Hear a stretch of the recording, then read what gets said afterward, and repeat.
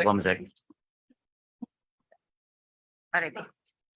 With the presiding chair, the Honorable Jonathan Keith Flores, we would like to acknowledge the presence of the Committee on Suffrage and Electoral Reforms members. We have the Deputy Speaker, Congressman Ungab Sidro, Congressman Arbison Munier, Congressman Reynolds Michael Titan, Congressman Ordanes of PL Senior Citizens, Congressman Rillo Marvin, Congressman Reyes Ray Florence of PL Anakalusugan, Congresswoman Quaresma Luisa Lurian.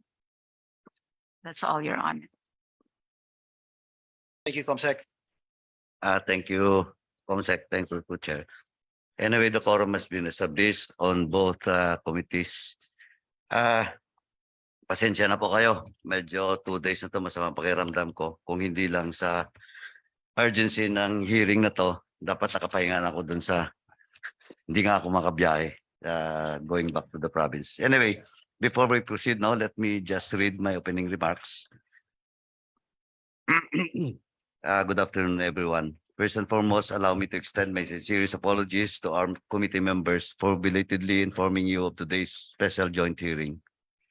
Understandably, since the plenary session was suspended yesterday and will be resumed on Tuesday next week, some of our members have already gone to their respective districts to perform their parochial duties and cater to their constituents' concerns. Likewise, the deliberation of the National Expenditures Program, or the NEP, by the Committee on Appropriations are still ongoing as of this moment.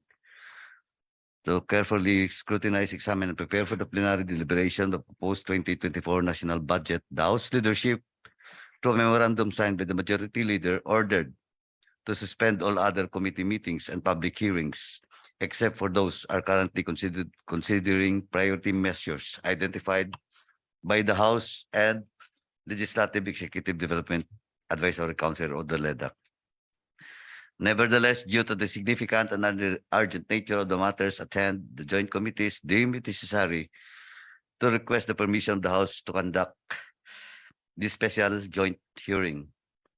Fortunately, the leadership granted our request to convene today so we could properly stress out the issues that call for immediate resolution. To set things in motion, we call this meeting to deliberate on the standing orders of contempt and detention against Governor Manuel Mamba, who is present today, of the province of Cagayan, who is now present.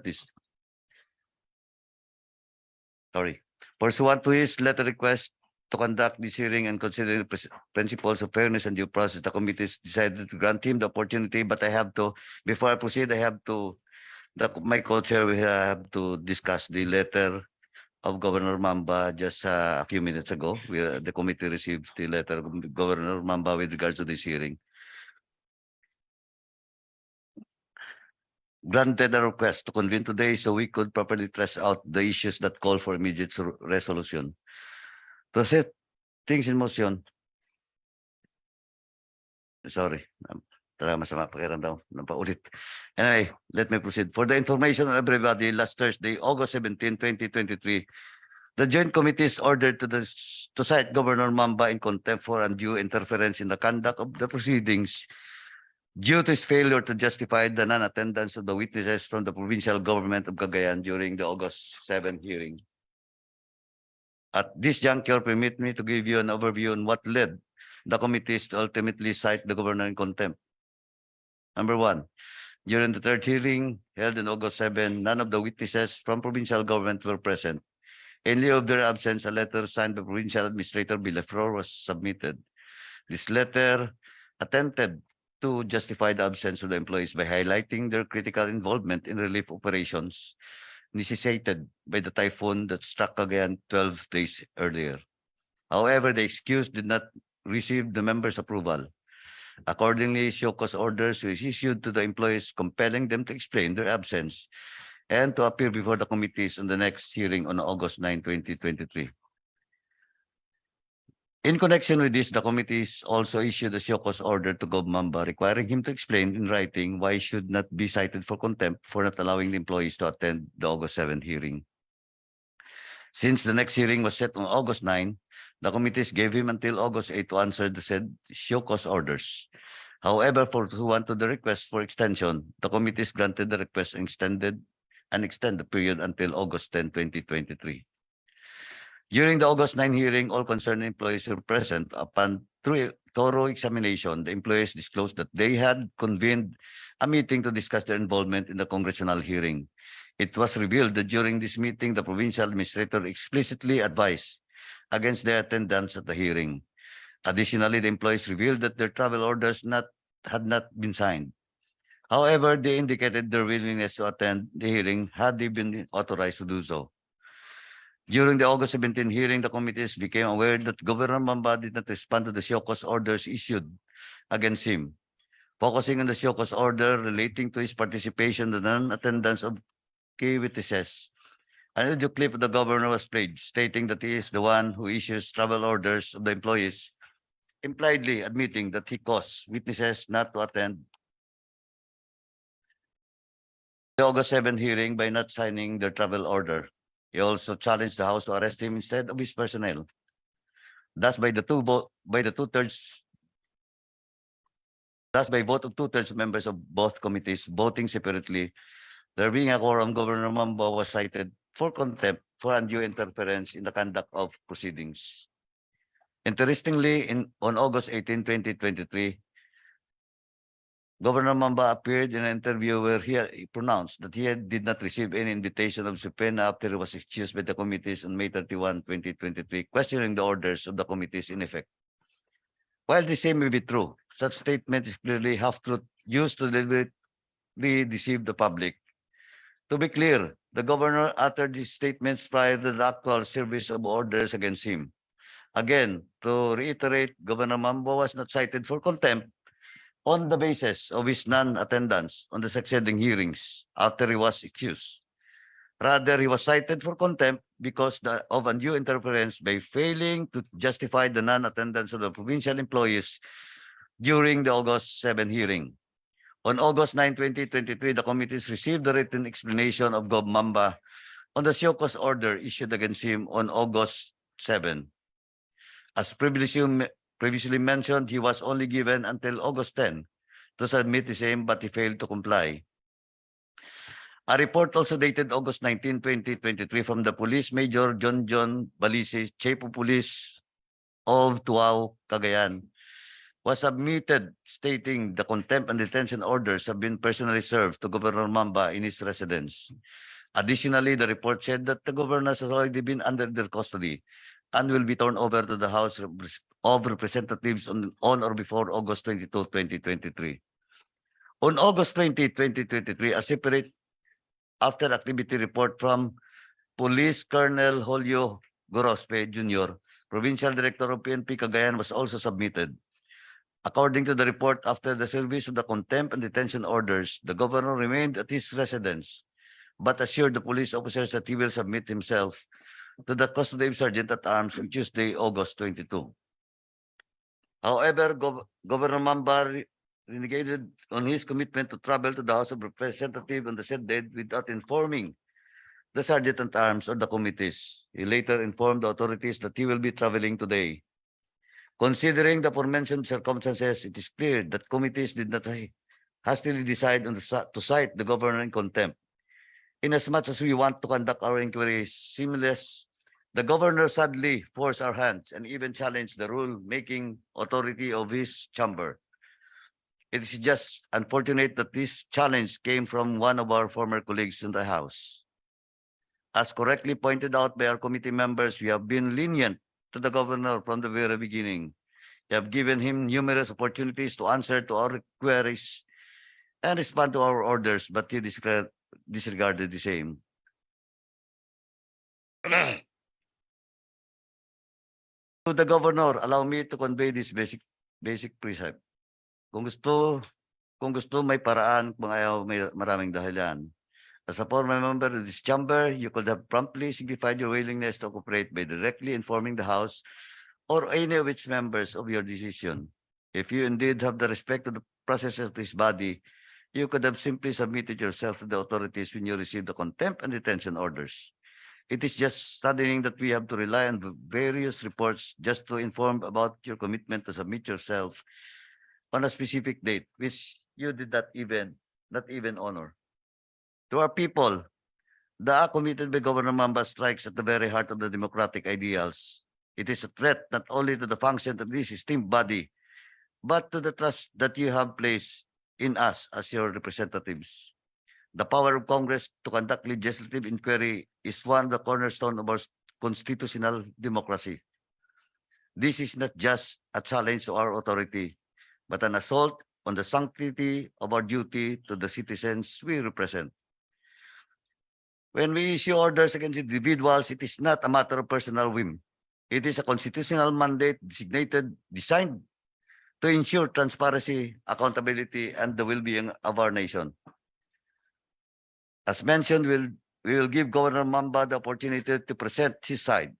Thereafter, we'll decide whether we will sustain or lift the orders based on his explanation. Given the democratic nature of this body, I will always leave it to the better wisdom of our esteemed members. I would also like to remind the good governor and the members of the importance of maintaining order and calmness throughout the duration of our discussions. Again, just to remind the good governor and the members of the importance of maintaining order and calmness during the deliberation for today. Our commitment to respectfully and productive deliberations shall be observed to ensure that we can achieve the best possible outcomes. Thank you very much. Mayang hapon sa tanan liwat.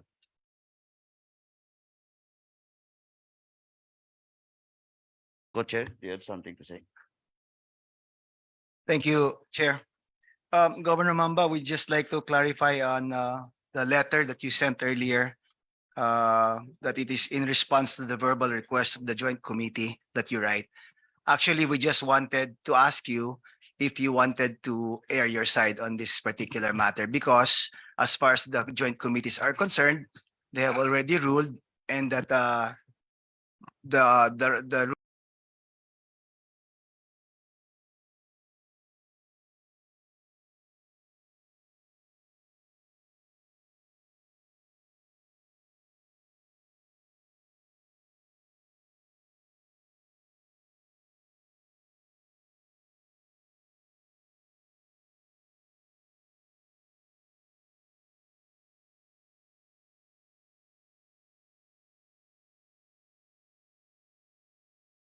Mr. Chairman. And I have a prepared statement here, if I may be given the time. Governor Mamba, please answer muna bago yung bago yung prepared statement mo. Please answer muna the query of the co-chair with regards to the letter that you have sent to this committee. Kasi I joined the position of the chair, co-chair. In fact, we never requested you. Kasi naka-rule na yung committee, Governor. And just to give impartiality at some fairness to this House and to you also,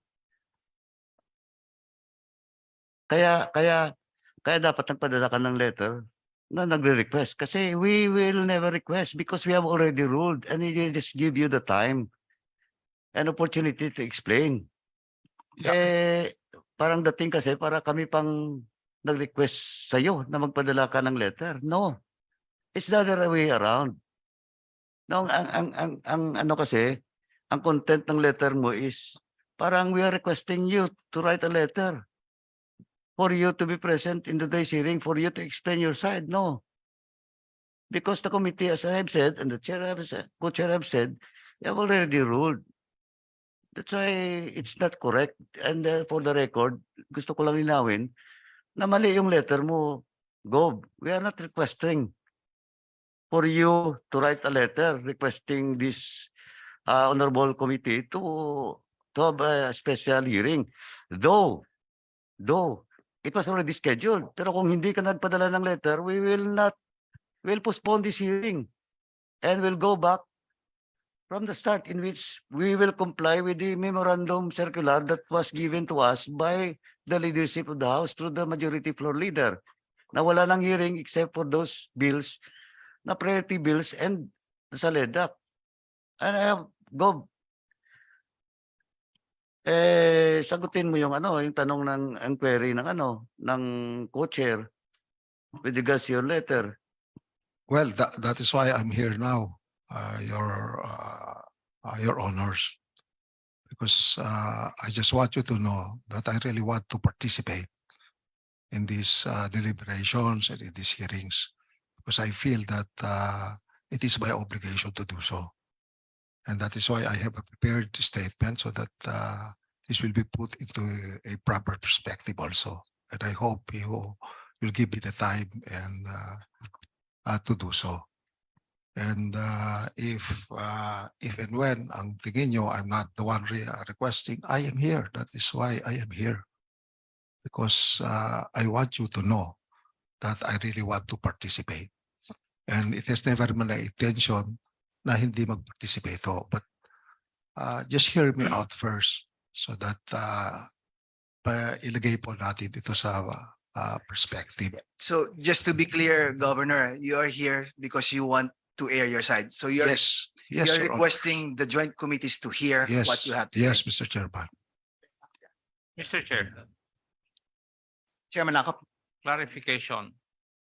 The parliamentary status before this committee hearing is that the committee has decided to cite the good governor in contempt, and it was approved by a majority vote. That's right, Chair. Yes.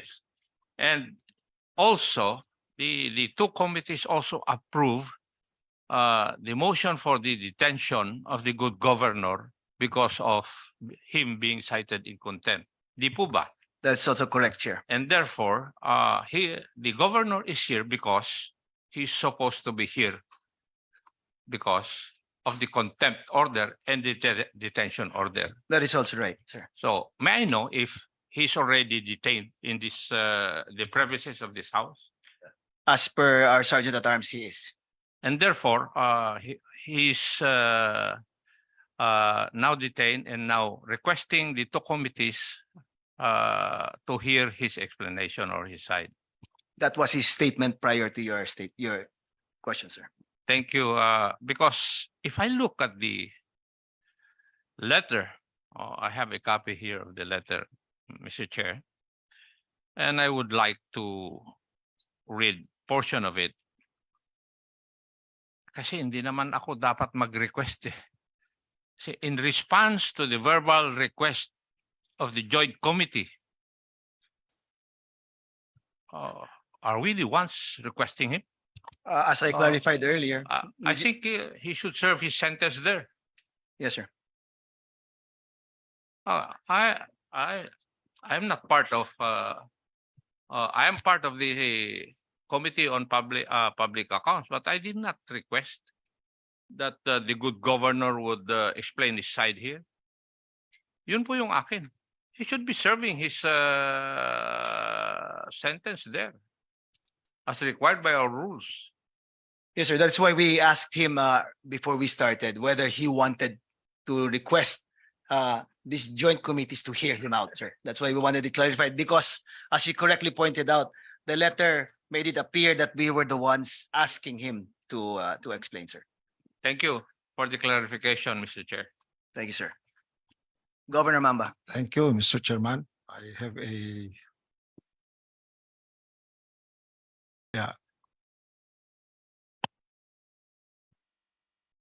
to the honorable members of the Committee on Public Accounts and the Committee on Suffrage and Electoral Reforms.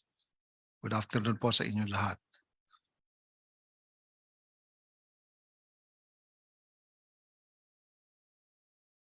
First of all, I extend my gratitude to the Honorable Speaker, Ferdinand Martin G. Romualdez, for his efforts at resolving this pressing matter before us. My appearance today demonstrates my respect and good faith to the Honorable Speaker and to this esteemed chamber. With this appearance, of course, being without prejudice to whatever rights and remedies I have under the law. Having said this, I again thank the Honorable Speaker for understanding the work of local chief executives such as myself, and for putting the best interests of the people of Cagayan first. Before going to the substance of my statement, I would like to emphasize at the outset that it has never been, nor will it ever be, my intention to disrespect the House of Representatives. I was an active member of this august body for 12 years. I still consider myself a member of the House as an alumnus. My father, Francisco K. Mamba, was an active member for 3 years. My brother, Attorney Leonardo Mamba, Attorney Maria Rosario Mamba, Mamba Villaflor's father, was gunned down in 1992 while campaigning as congressman of the 3rd District of the province of Cagayan. So please know that I have utmost respect for this institution.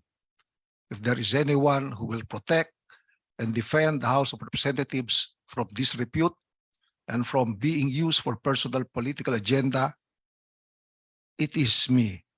I believe that the House as an institution transcends the personal interests of any one of its members, because the Constitution itself mandates it to promote and protect the best interests of the people it represents. On August 8, 2023, my office received 2 show cause orders addressed to me. One is for the alleged making statements in radio program Kay Gandang Cagayan on August 7, 2023 that may have portrayed the committees in a negative light and left a detrimental impression on the public, that such statements may be construed as a form of interference in the ongoing investigation of House Resolutions number 145 and 146. The second is for allegedly failing to ensure the active involvement of the invited provincial government personnel to the August 7 hearing, which could be interpreted as undue interference in the proceedings of the committees. Both orders only allowed me several hours to submit my written explanation. While the request to extend the period to submit my explanation was granted by the committees, my provincial administrator and acting chief of staff, Attorney Mamba Villaflor, was cited in contempt and ordered detained by the committees for 10 days. Consequently, I was not able to comply with the deadline allowed by the committees. Nevertheless, an explanation was prepared and submitted after Attorney Mamba Villaflor's release, albeit belatedly. On the first show cause order, it does not provide the specific statements I allegedly made that portrayed the committees in bad light, and this actually caused a detrimental impression upon the public that this unduly interfered with the proceedings of the committee. Therefore, I could not specifically address the show cause order. I can only say that during my discussion, the matters of governance on 7 August 2023 on the Kay Gandang Cagayan radio program, none of my statements were intended to undermine or influence the proceedings of the committees, nor disrespect the House of Representatives. The matters I discussed were not within the main points of the issues raised in the cases pending before various fora, thus not making them sub judice. Unlike the matters being investigated by the committees pursuant to House Resolutions 145 and 146. Furthermore, none of my statements were subject of any inquiry or interrogation by the committees, that it is improvident to use any of them as a basis for citing me in contempt. I was informed that Congressman Jojo Lara presented before the committee a splice video of what he claimed to be, to me, a recording of me making statements.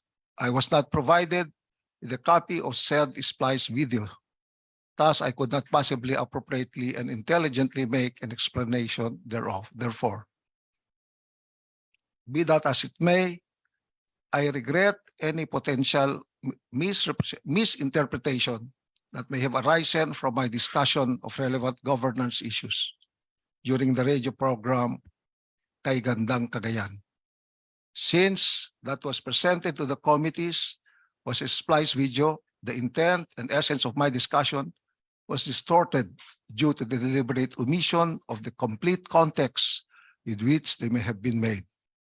Hence, the false and incomplete interpretation by the committees, the truncated nature of the video clips has resulted in incomplete representation and misconceptions regarding my alleged statements, including a misperception of me as a public servant and as a person. On the second show cause order, it is respectfully emphasized that my actions were not meant to obstruct the proceedings or demonstrate any disregard of the legislative process. Rather, they were grounded in valid concerns that I, as Provincial Chief Executive, believe deserve to be prioritized, considering my province was devastated by Super Typhoon Egay and placed under a state of calamity. 503 barangays of the 27 municipalities were affected. 61,899 families comprised of 204,510 individuals, with 1,122 totally damaged houses and 21,643 partially damaged houses, and the damage to agriculture amounting to 928,818,787, to livestock amount to 15,058,960, and a damage to the provincial and local government unit infrastructures amounting to 862,300,000. Your Honors, just in the last 7 years, my province was devastated by 3 super typhoons: Lawin in 2016, Ompong in 2018, Egay in 2023, and 2 mega floods in 2019 and in 2020. My administration knows how to efficiently operate during calamities with 12 hospitals and almost 3,000 personnel. All of us, from department heads down to our maintenance personnel and security guards, do our share in helping our kababayans. Nobody is exempt from rendering assistance. With that, in the repacking of rice and goods, distribution of relief or financial assistance, rescue, damage assessment and validation, rendering overnight duty, and the operation center and facilitation of financial and administrative support staff work. In fact, we operate 24/7. Please, I ask na bumisita po kayo sa Cagayan at tignan po nyo kung paano kami magtrabaho, kung paano po kami magsilbi ang bawat isa sa mga empleyado ng Provincial Government of Cagayan bago po ninyo kami husgahan.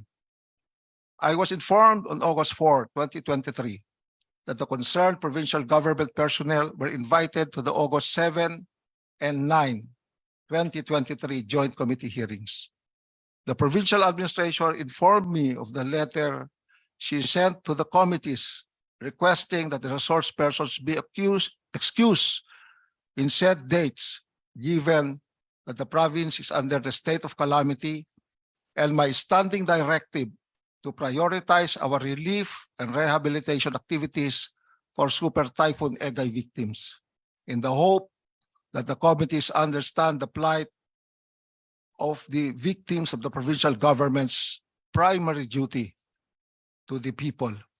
This prompted the exercise of due diligence by the provincial administrator in seeking that the concerned provincial officials and personnel be excused on those days, in the hopes that a more suitable schedule would be arranged, especially considering the province of Cagayan was operating under the state of calamity.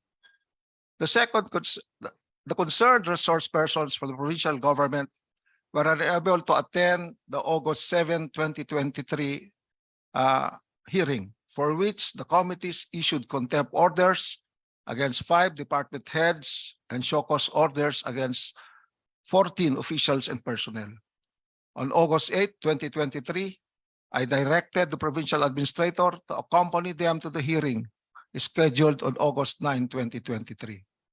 On August 9, 2023, the committees cited the provincial administrator, Attorney Maria Rosario S. Mamba Villaflor, in contempt and ordered detained for 10 days on perceived undue interference in the proceedings of the committees because she did not issue the travel orders in favor of the resource persons from the provincial government. The provincial administrator has no authority to issue travel orders for travel outside of Cagayan. Such authority is vested only in the governor. I have never delegated authority to the administrator. On the perceived undue interference by myself, while no travel orders were issued to allow the resource persons from the provincial government to travel on official business or on official time, none of them were prevented from appearing before the committees on their personal account. The non-issuance of the travel orders was never a hindrance to their participation in the proceedings of the committees. I can only presume that the personnel, being Cagayanos themselves and commiserated with the fellow Cagayanos who are victims of Super Typhoon Egao, felt it their moral and public duty to address first the needs of their kababayans. Hence, they faithfully complied with my directive to prioritize the relief and rehabilitation activities of the provincial government. The declaration of a state of calamity underscores the urgent need to direct resources, both human and financial, towards recovery and rehabilitation efforts in the affected areas. And prioritizing relief and rehabilitation efforts underscores the responsible and conscientious exercise of my duty as governor to protect and serve the best interests of the province and its citizens during this challenging time. Because at the end of the day, as elected public officials, we are primarily concerned as public servants, and we are expected by the people to act immediately and effectively in their best interests, especially before, during, and after calamities.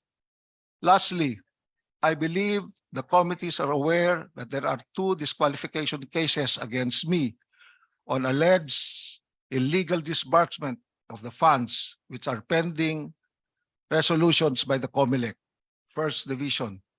Dr. Jojo Lara's appeal to the COMELEC and bank's dismissal of the disqualification case she filed against me on alleged vote buying is pending resolution by the Supreme Court.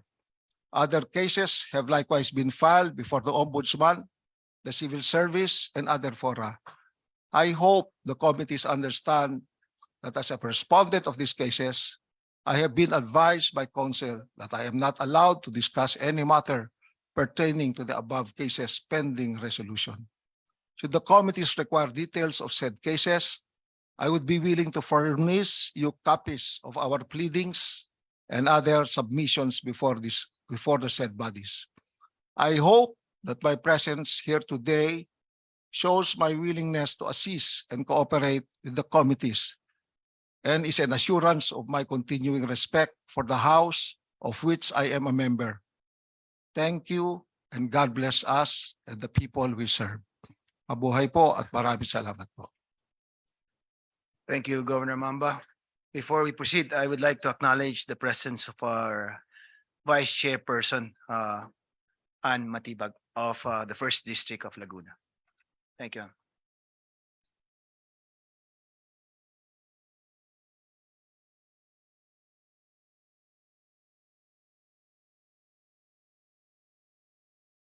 Okay.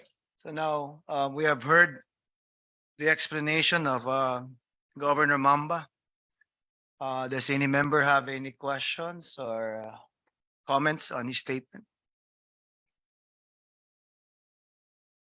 None?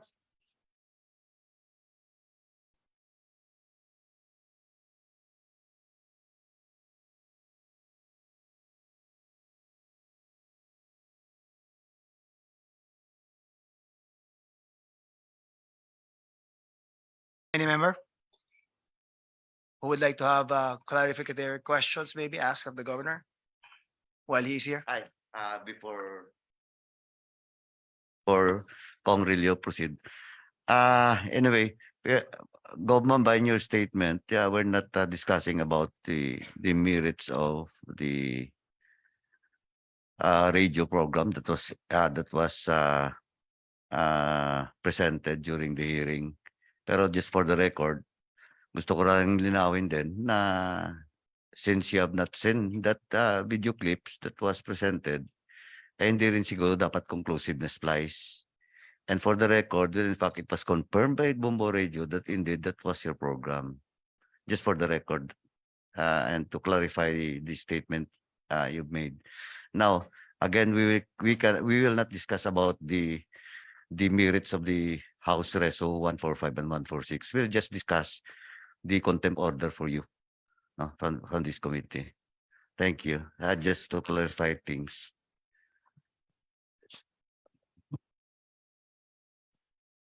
Thank you, Chairman Karaps.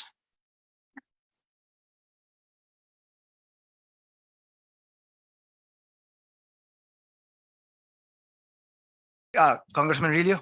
Yes, good afternoon, Mr. Chair. Just a comment with the statement of the good governor from Cagayan.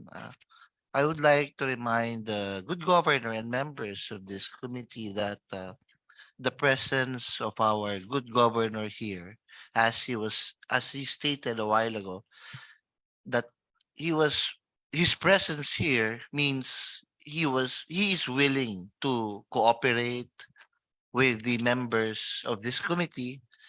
I think please be reminded that your presence here ay dahil po kayo po ay sinundo na ng ng ng ng ng ng house ng Sergeant at Arms, ano.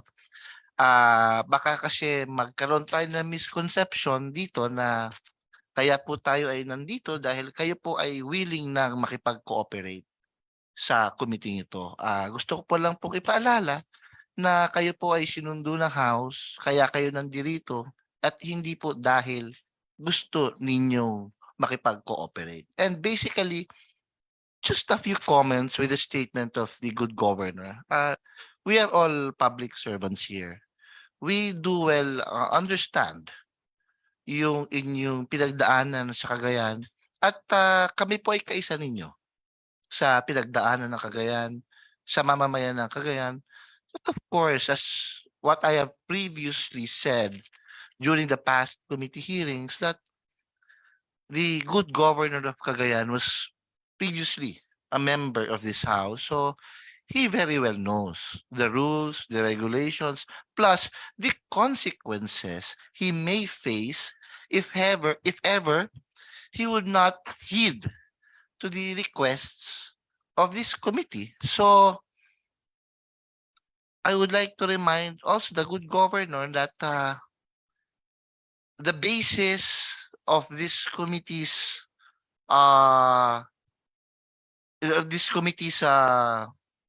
decision to cite him in contempt is because of his negligence to heed to this committee's request for his presence. Remember that this committee, ito po in aid of legislation po lamang. We do not wish anything bad to anybody. If only the good governor appeared sa ating mga committee, dapat hindi na po tayo umabot sa ganitong sitwasyon. I don't know if my statements are right, if it is still, kung late na po yung appeal nung kagalang-galang nating gobernador. Pero alam niyo po, ang akin lamang, just a thought, ito yung personal opinion ko. We should always protect not only the interest of the house, but respect the interest of the house, because this may serve as a precedence in the future. So ang akin lamang is being a former member of this chamber, the more you have to be more responsible para aksyonan yung mga request ng committee ito. And tayo naman po, lahat dito ay public servants. So we do understand kung saan nanggagaling ang kagalang-galang nating gobernador. But of course, this is a committee ruled by laws, governed by laws that we should all follow. Thank you very much. Thank you, Congressman Rillo. Any other member? Governor Mamba, would you like to respond to the statements of Congressman Rillo? Well, if I am late, I'm really sorry. No, kung tinamaan ho kami kasi ng Egay. No, it's a super typhoon which was hit the most northern part of my province. It's quite far from the Capitolio. And that is why we have to move to the center of the province to be able to address yung pinaka-northern portion po namin, including our island towns and island barangays. And that is why it's practically napakahirap po mag-respond that time. And that is why I tried everyone to get involved. Maganda po kami mag-response. The first time na nagkaroon kami ng super typhoons, it hit the northern portion of the southern portion of Cagayan. So it's quite easy for us. Kaya nga ho nagkahiwa-hiwalay kami. And the president also came there after that. That is why we also have to prepare for all of these things, no? Kung medyo nakalimutan po namin mag-respond and everything, especially sabay-sabay po ito, really I'm sorry, no? Now, as far as yung sinasabi po na I disrespected this house, it was never my intention to disrespect this house. I know the rules. I have been part of this for 12 years. And that is why I really want to respond kaagad po. No? But the thing is, ang dami po naming tinatrabaho noon. At alam niyo naman po na hindi naman po lahat ay maibibigay. No? So para sa akin, it's the quick response and the quick addressing of whatever they need, kahit kapakonte-konte, yun po yung nakikita ko na the best response during calamities like this. Because grabe po yung pangangailangan namin. Pero hindi ho namin kayang ibigay lahat ito. Especially sa akin po na wala pa noon, wala pa akong budget. It's already August, wala pa rin pa ako budget at that point in time. And I hope na naintindihan nyo yung, kasi that's why I'm here, because I want to explain all of this. Because katulad nun, no, most of the time po, no, nung na-contempt yung provincial administrative quarter ko and my chief of staff, I was practically blind already. No? Kasi I depend so much on them. Yeah, that's why I hired young people to help me out. Because I'm 65.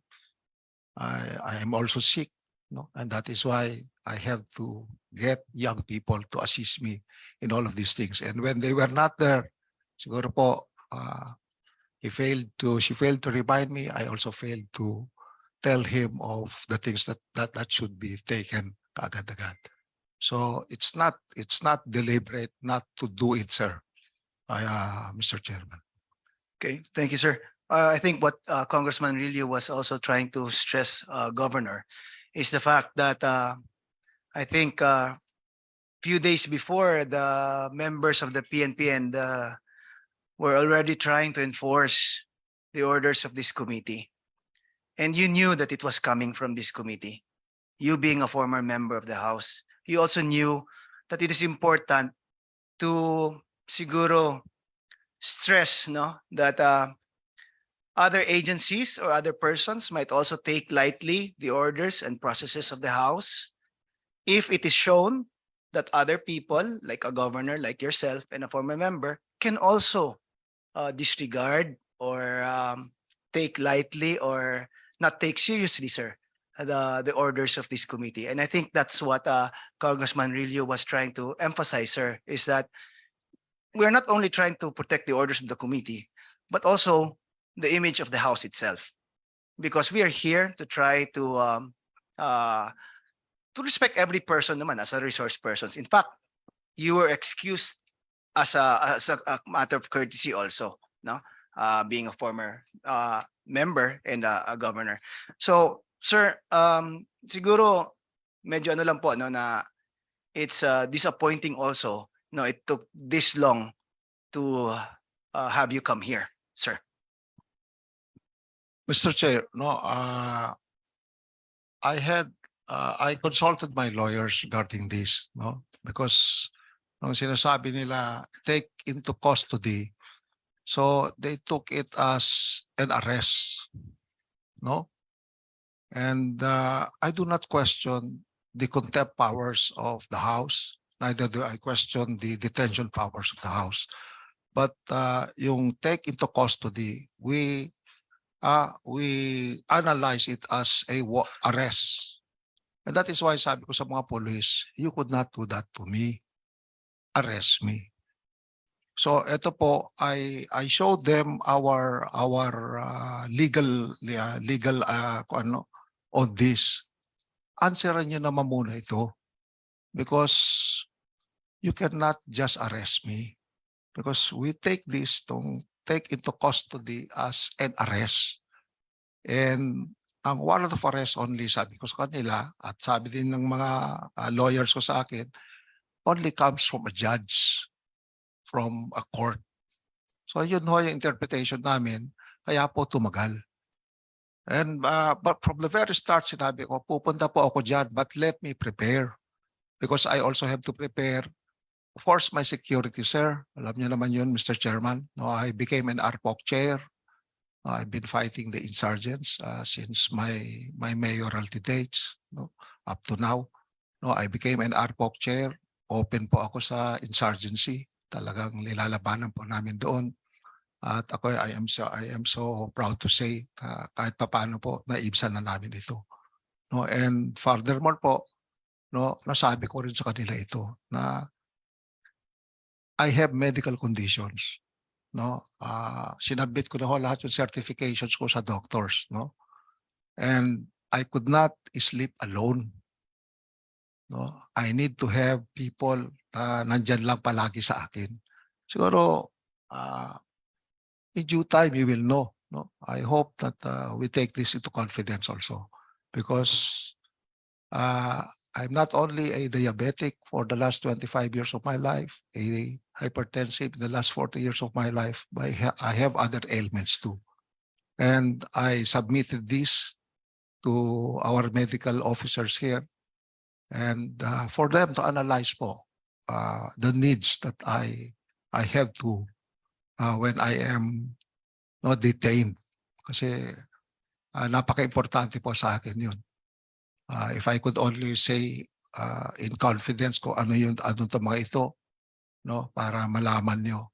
Dahil I of course I look healthy, but if you only know my situation, I think you will begin to understand too, sir. Thank you, sir. Okay. Congressman Adjong. Yes, Mr. Chair. I think this is germane to the current discussion that we're having right now. We heard the explanation of the good governor, the reason why the governor, along with other heads of offices that we requested to appear before this committee is because of the typhoon that struck the province. And I believe Congressman Rillo also and the good chairman also manifested that we sympathize with with what province of Cagayan has experienced due to this typhoon. Maybe all of us here, Mr. Chair, are not new to calamities each individual members of this committee have at some point also their districts or their provinces also experience the same calamity, either man-made or natural. My point, Mr. Chair, that I would like to put into record so that we may not be able to be seen by the public as not don't extend for human purposes na baka sabihin nila ay masyado tayong matigas. In fact, Mr. Chair, on the scheduled July 25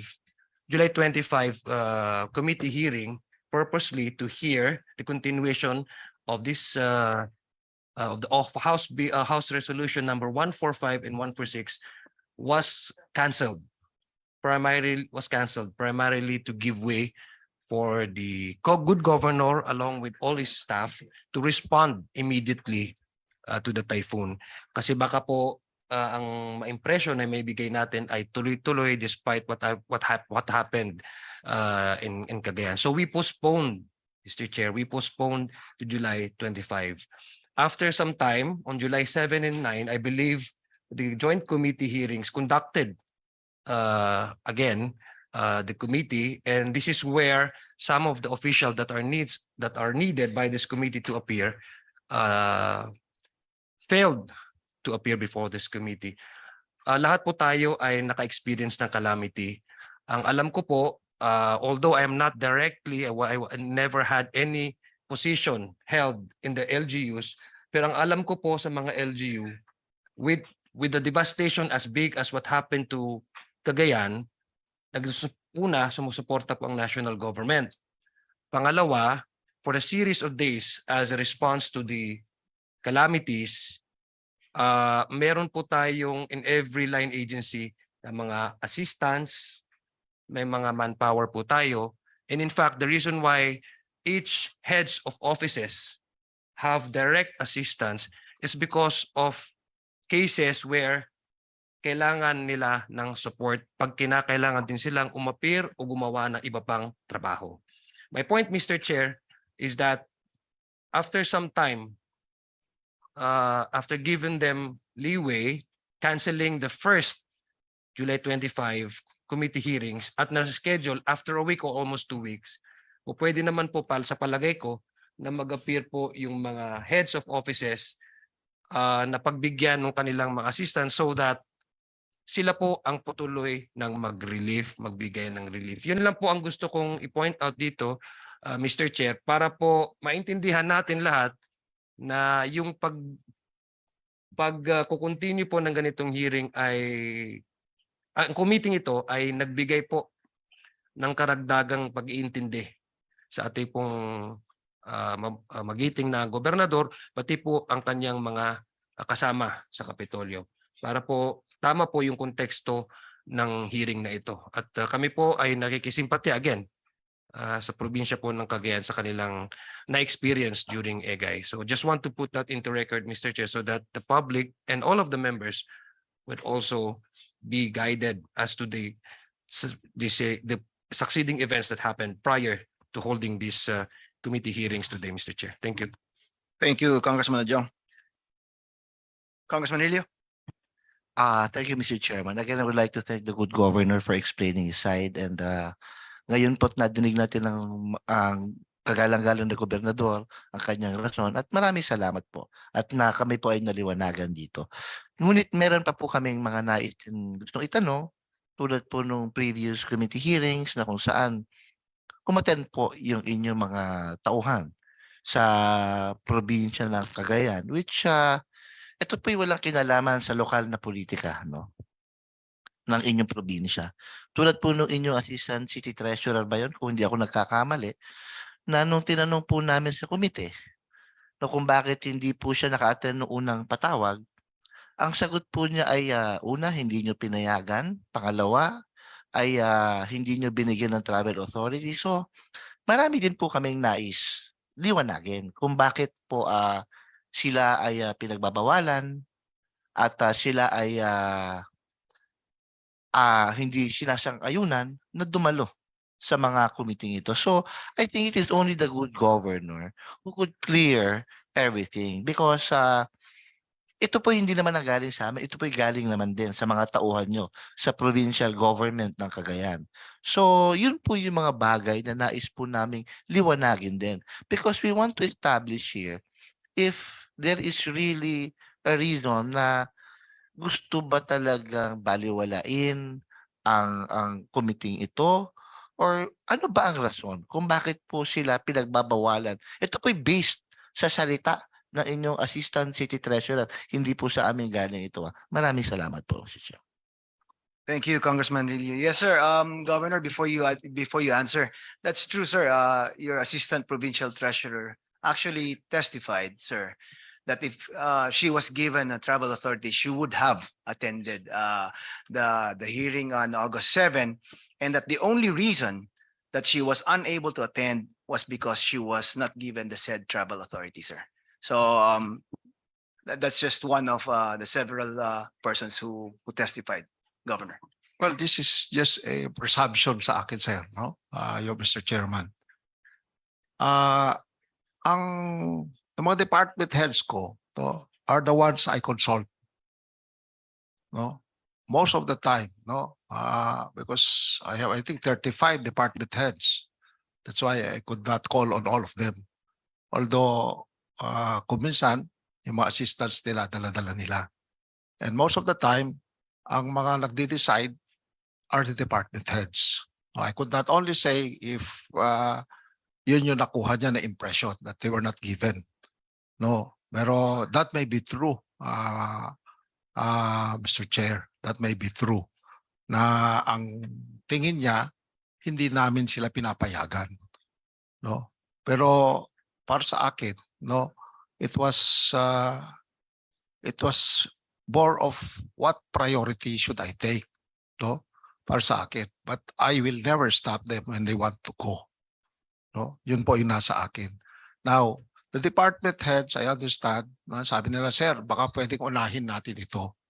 And I think, yun po yata at that point in time ang nakarating sa akin through my provincial administrator. No, but for me to not give them the travel authority, never, na hindi ako nagbibigay ng travel authority. Kasi alam ko naman how important it is, no, lalong-lalo na for hearings like this. Pero that may be true. Ang basa nila ay parang ako yung hindi ayaw magbigay. That may be true. And I apologize if I did not go directly to them because ang dami pong pinapatawag kasi, no, all department heads and including their assistants. And that is why no, yung iba siguro hindi nakadiretso sa akin. Ang feeling nila ganun dahil yung mga department heads nila in a way tried to decide for even their offices. I'm not really sure of that, pero yun po yung basa ko sa sitwasyon na ganun. Thank you, Governor. Mr. Chair, Chairman Akop. Yes, Chairman Akop. may I know if the good governor would answer questions already? Kaya hindi po ako nagtatanong dahil hindi ba nung una ayaw niyang sumagot dahil ini-invoke niya yung sub judice rule. Now, may I know, Mr. Chair, if he will be amenable for some questions from the members of the two committees? Your Honor, Mr. Chair, we still have these pending cases, no? I have a case in the COMELEC, no? Oh, I sige. also have a pending. Mr. Chair, I take it to mean na ayaw pa rin niya sumagot. Okay. Mr. Chair. Just for clarification lang, Chairman Akop, your question is related to the merit of the resolution or to the contempt and detention order for Gomamba? I was just going to ask some questions about his explanation, Mr. Chair. Doon sa contempt. Oh, parang takot na takot si Mr. Governor na tanungin ko tungkol dun sa kwan Gob, defensive. Gob, the line of questioning of Chairman Akop will be on the contempt and the detention order by this committee. We will not discuss about the merit of the Resolution 145 and 146. Will you answer the query of, basta related lang doon sa contempt? You will answer? Okay, please proceed, Chairman Akop. We'll just limit our question doon sa contempt at saka detention order. Please proceed. Thank you, Mr. Chair. If I listened properly to the explanation of the good governor, the reason why he was not able to respond to the two show cause orders was because his provincial administrator was cited in contempt and detained in the premises of this institution. Yun po yung specific na rason niya. You can read it. Yun po ang rason niya. Na hindi niya nasagot yung yung show cause orders because his provincial administrator was detained because she was cited in contempt. Yun po ang rason. Sinulat ko rito eh. The second one was, ang reason niya ay dahil dun sa pagdating ng mga typhoon and then he has to do his job there. Now, kung yung kanyang mga minions or employees ay sumunod po sa atin, bakit kaya yung mismong governor ay hindi sumunod? When in fact, he should be the one to show the example to follow the law. That's my issue, Mr. Chair. And the other issue is, in his letter, when he signed or wrote this letter, he stated there's a colatilla there, that this is not a waiver of any remedies available to me by law, and without prejudice to not abandon of my pending petition for certiorari and prohibition before the Supreme Court. Naka-file na po ba ito, Mr. Governor? Was it already filed or received by the Supreme Court? Opo. Yes. When was it filed? Kasi itong kopya ang binigay nyo sa amin, pinakita ng COMSEC, wala pang receipt ng Supreme Court. August 22 at 3:15 p.m. And therefore, na-file na po. Opo. So, I take it to mean na hindi po kayo naniniwala doon sa show cause, the reasons behind the show cause order. Tama po ba? Hindi naman po. No? I also have my legal remedies I felt. No, I know. that's why I You're consulted entitled to also. that, Governor. Yes. Pero would it not mean that kayo po ay hindi naniniwala sa logic or the reason behind the show cause orders? That's why ako po, Sagutin no? nyo lang po ako. I believe it. I believe.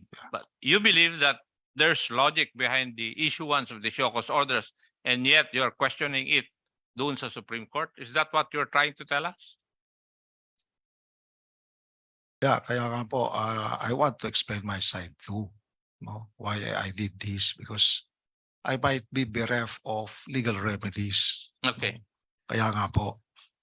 And that is why, no, I'm not a lawyer, sir. Pasensya na kayo, no? I always seek yung ng lawyers ko.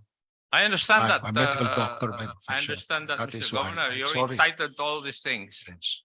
I understand that. Thank you, Mr. Chair. Thank you, Chairman Akop. Anybody else from the committee? Wala po. Mr. Chair, Yes, Co-Chair. Governor, you mentioned in your explanation kasi that you were unable to send your explanation because your provincial administrator was then detained. Correct po?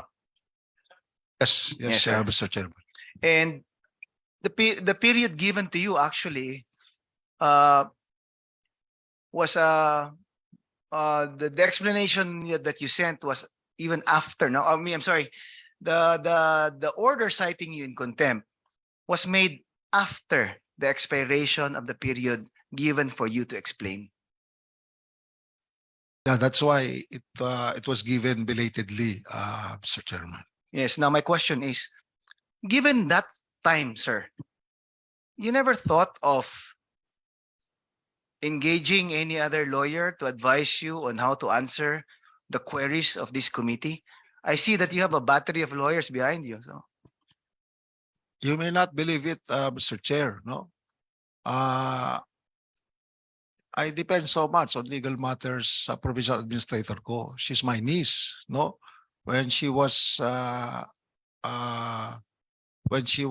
detained here, she was only given 30 minutes at 9 and then 30 minutes at 3. No, siguro, I don't know. Baka nakalimutan niya ring i-remind ako of the things that I have to do. No, you may not believe it, no? And that is why later on, no, ni-remind niya rin ako. So let's prepare, sabi ko, yung show cause order explanation natin. And really, no, I'm sorry. I apologize for that, no? It was not really meant to disrespect the house, no? It's more of siguro kung na rin kami, no? Because this is the first time din naman na na-detain siya, and I was so emotionally touched also because yung travel order is my call, no? And yet she was blamed for it. Masakit po sa akin yun, no, na bakit ganun, no? So I could not even apologize to her dahil yun nga, parang she was taking the cudgels for me. And of course, I appreciated it, no? But masakit po sa akin yun dahil I got him from private practice. Pinauwi ko po, please help me out. And that is why, no, I really, I'm sorry for not attending to that kaagad-agad po. thank you, Governor. Before we proceed, I'll just suspend the meeting is suspended for a few minutes.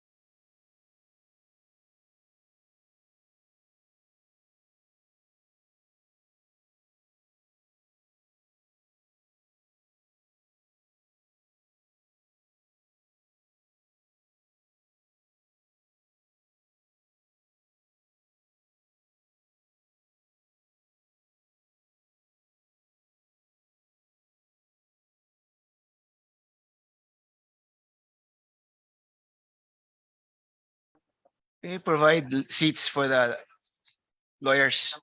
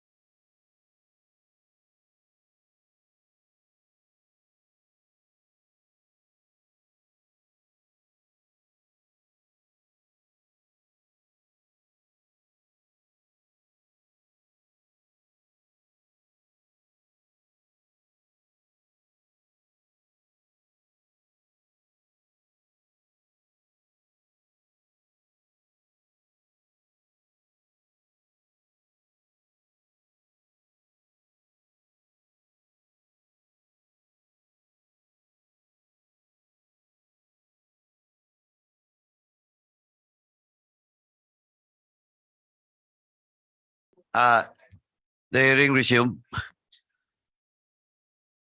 Since the Honorable Marcoleta, my idol, my senator, has just arrived, again, I will give him the pleasure to ask question. Kanina pa kami. Ayaw daw ni Marcoleta muna.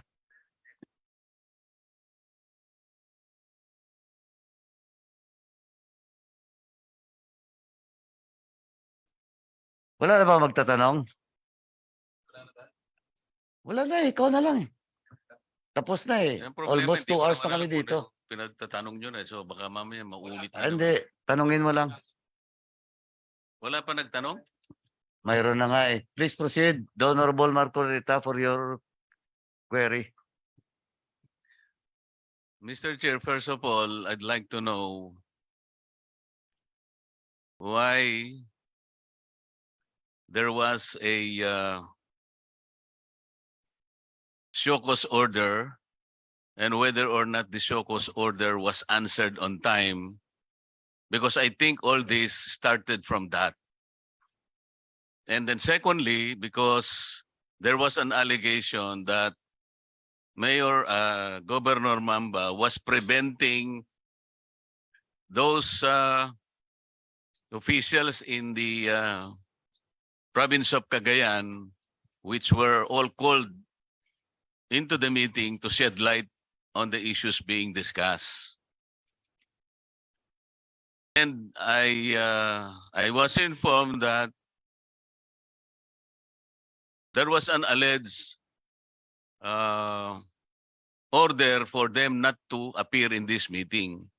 So I'd like to know whether or not the Cagayan governor has a hand in preventing those persons called by the committee to testify. This is the first thing that we have to establish. That is the reason why the detention order and contempt order was issued in the first place. Okay, now I think I do not know the questions asked and I do not know the answers given to these questions. Have these questions been asked and whether have they been satisfactorily answered? Because it now rests on us whether or not the continued presence or detention of the governor of Cagayan is still justified under the circumstances.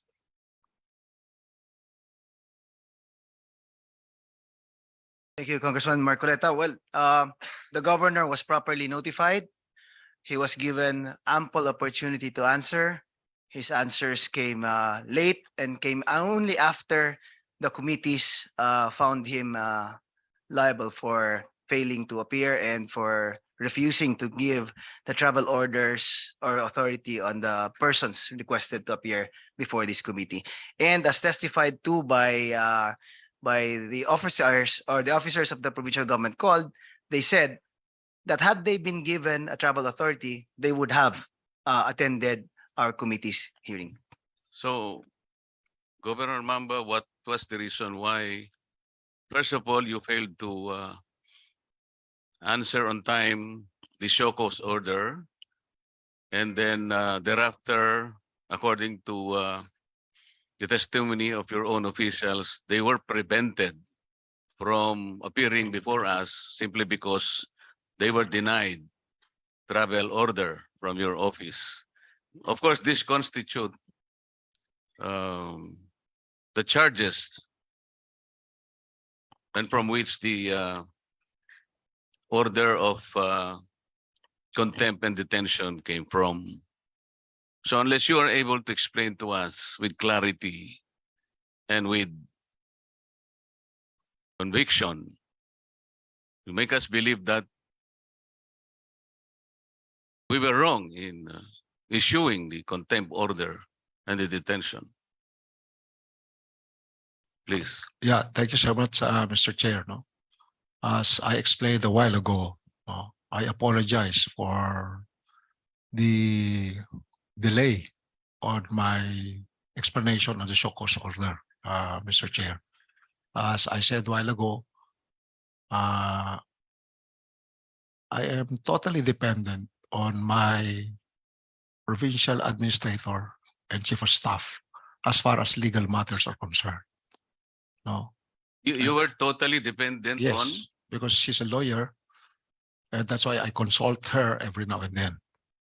No, on these things, and she's also the one informing me of the explanations that I have to do. I'm not a lawyer, Mr. Chair. That is why.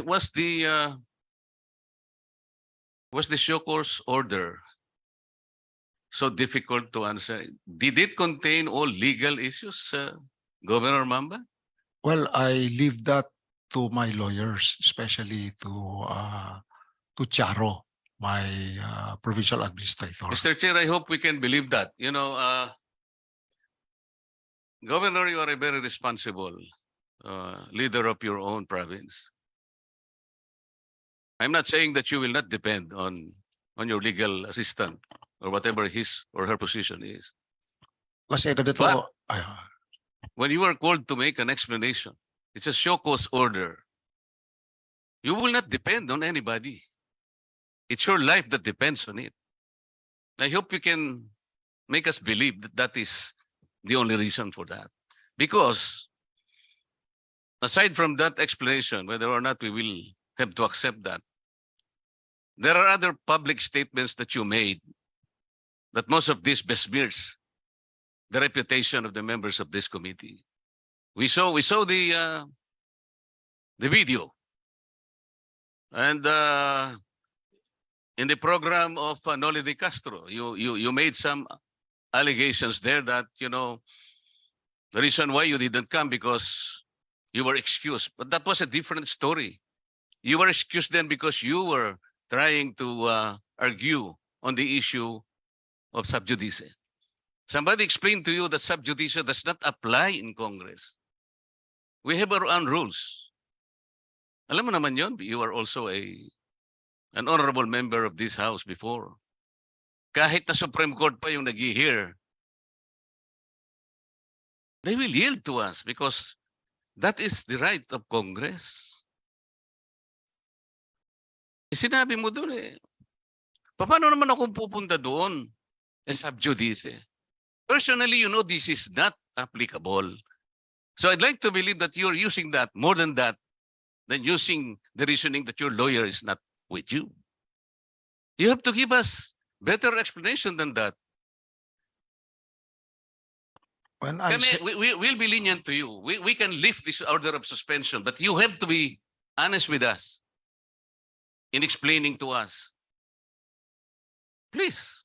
Mr. Chair, when I said I am totally dependent, I'm not totally dependent for him or for her to tell me what to do, but informing me. Because everything that comes, any correspondence that comes before it reaches me, it is through her. Ganun po yung nangyari. Ang tingin ko, because when she was detained here, siguro nakalimutan din po niya. That's why it came belatedly, yung explanation po namin. Hindi ko pa sinasabing Alam siya mo, na lang ang magka-answer. Hindi po. Ang Governor, sinasabi ko, ganito lang to Palagay mong nakakulong yung, alam mo, by text message. Pwede ka naman niyang i-advise Hindi naman namin, Mr. Chair, kinuha ba natin yung cellphone nung legal officer? There are certain hours that the provincial administrator is being given the opportunity to use her cell phone. Did we capture her cellphone? No, as per request niya, pwede yang ang magamit for a given period of time. So on that premise, Did we prevent her from contacting the good Mr. Chair, she's provincial only allowed governor? to use the cell phone 30 minutes in the afternoon and 30 minutes in the morning. that's correct. Di malaking bagay na yun. Yeah, pero Ako alam naman niyo siguro, Mr. yung Chair, 5 minutes naman. most of the time, siyempre balisa rin yung bata. No, this is the first time that she's cited in contempt. She's the first time she's detained and she's out.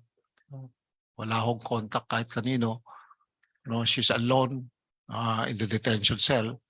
I don't know. No, kaya nga po sabi ko, it totally, what aso na, nagkalimutan po lahat sa totoo lang. Sino naman ho ang hindi a-answer sa show cause order? And I know there are consequences of that.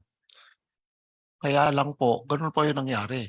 When she was detained, doon na po and really, I'm really sorry for that. Mr. Chair, can we be informed of the what was the extent of the show cause order? Was it too difficult? Was it too legalist that the governor will be unable to answer without the help of his legal officer? Ano ba yung nakalagay doon sa show cause order? It was simply asking him to explain why he should not be cited in contempt for acts. Undue interference of the proceedings of these committees. Our appreciation to what was happening at that time is your officials, which are supposed to shed light on the issues we're taking up, ayaw nilang, hindi namin makuha yung kanilang participation. Dapat sana na-simplify na yung gagawin namin. So we were so helpless. Ang tinatanong lang sa'yo, okay, please explain why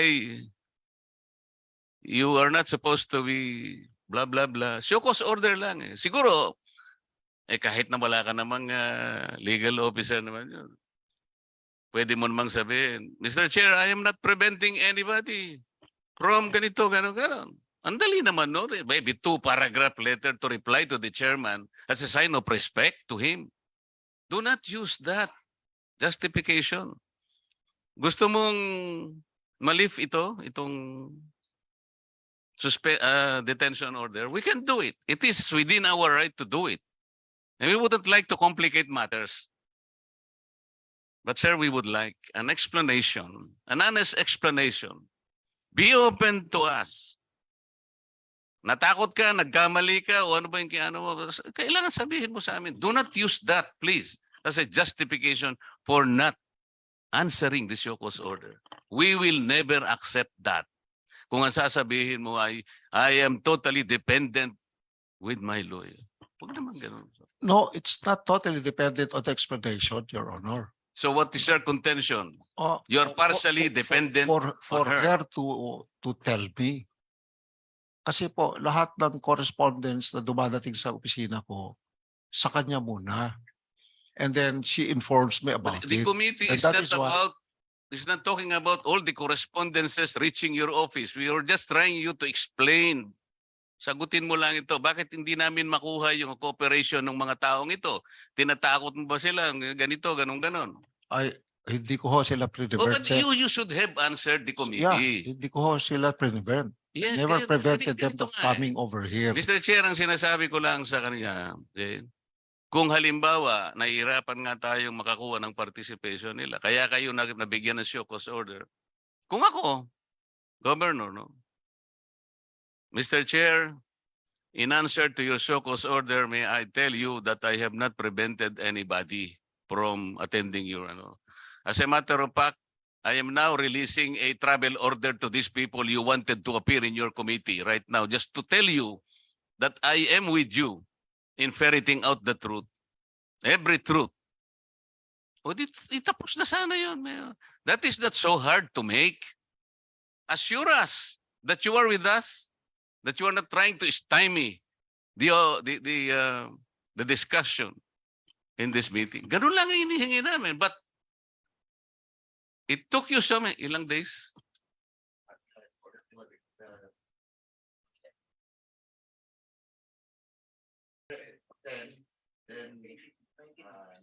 Yung sinasabi namin, Governor, a 3-5 paragraph letter. Sige, maski na 3 paragraphs lang. It's a sign of respect. Kaya ka sir, sabi ko, hindi niya nasabi sa akin na I have to come up with a show cause order. Really sir, yun ang kuwang ko. So I thought all the while, walang ganun sa akin. And then she was detained here. So that is why na-explain lang niya yon nung nakalabas na siya. No? At sinabi niya sa akin, oh, Yun po yung nangyari, sir, sa amin, Mr. Chair.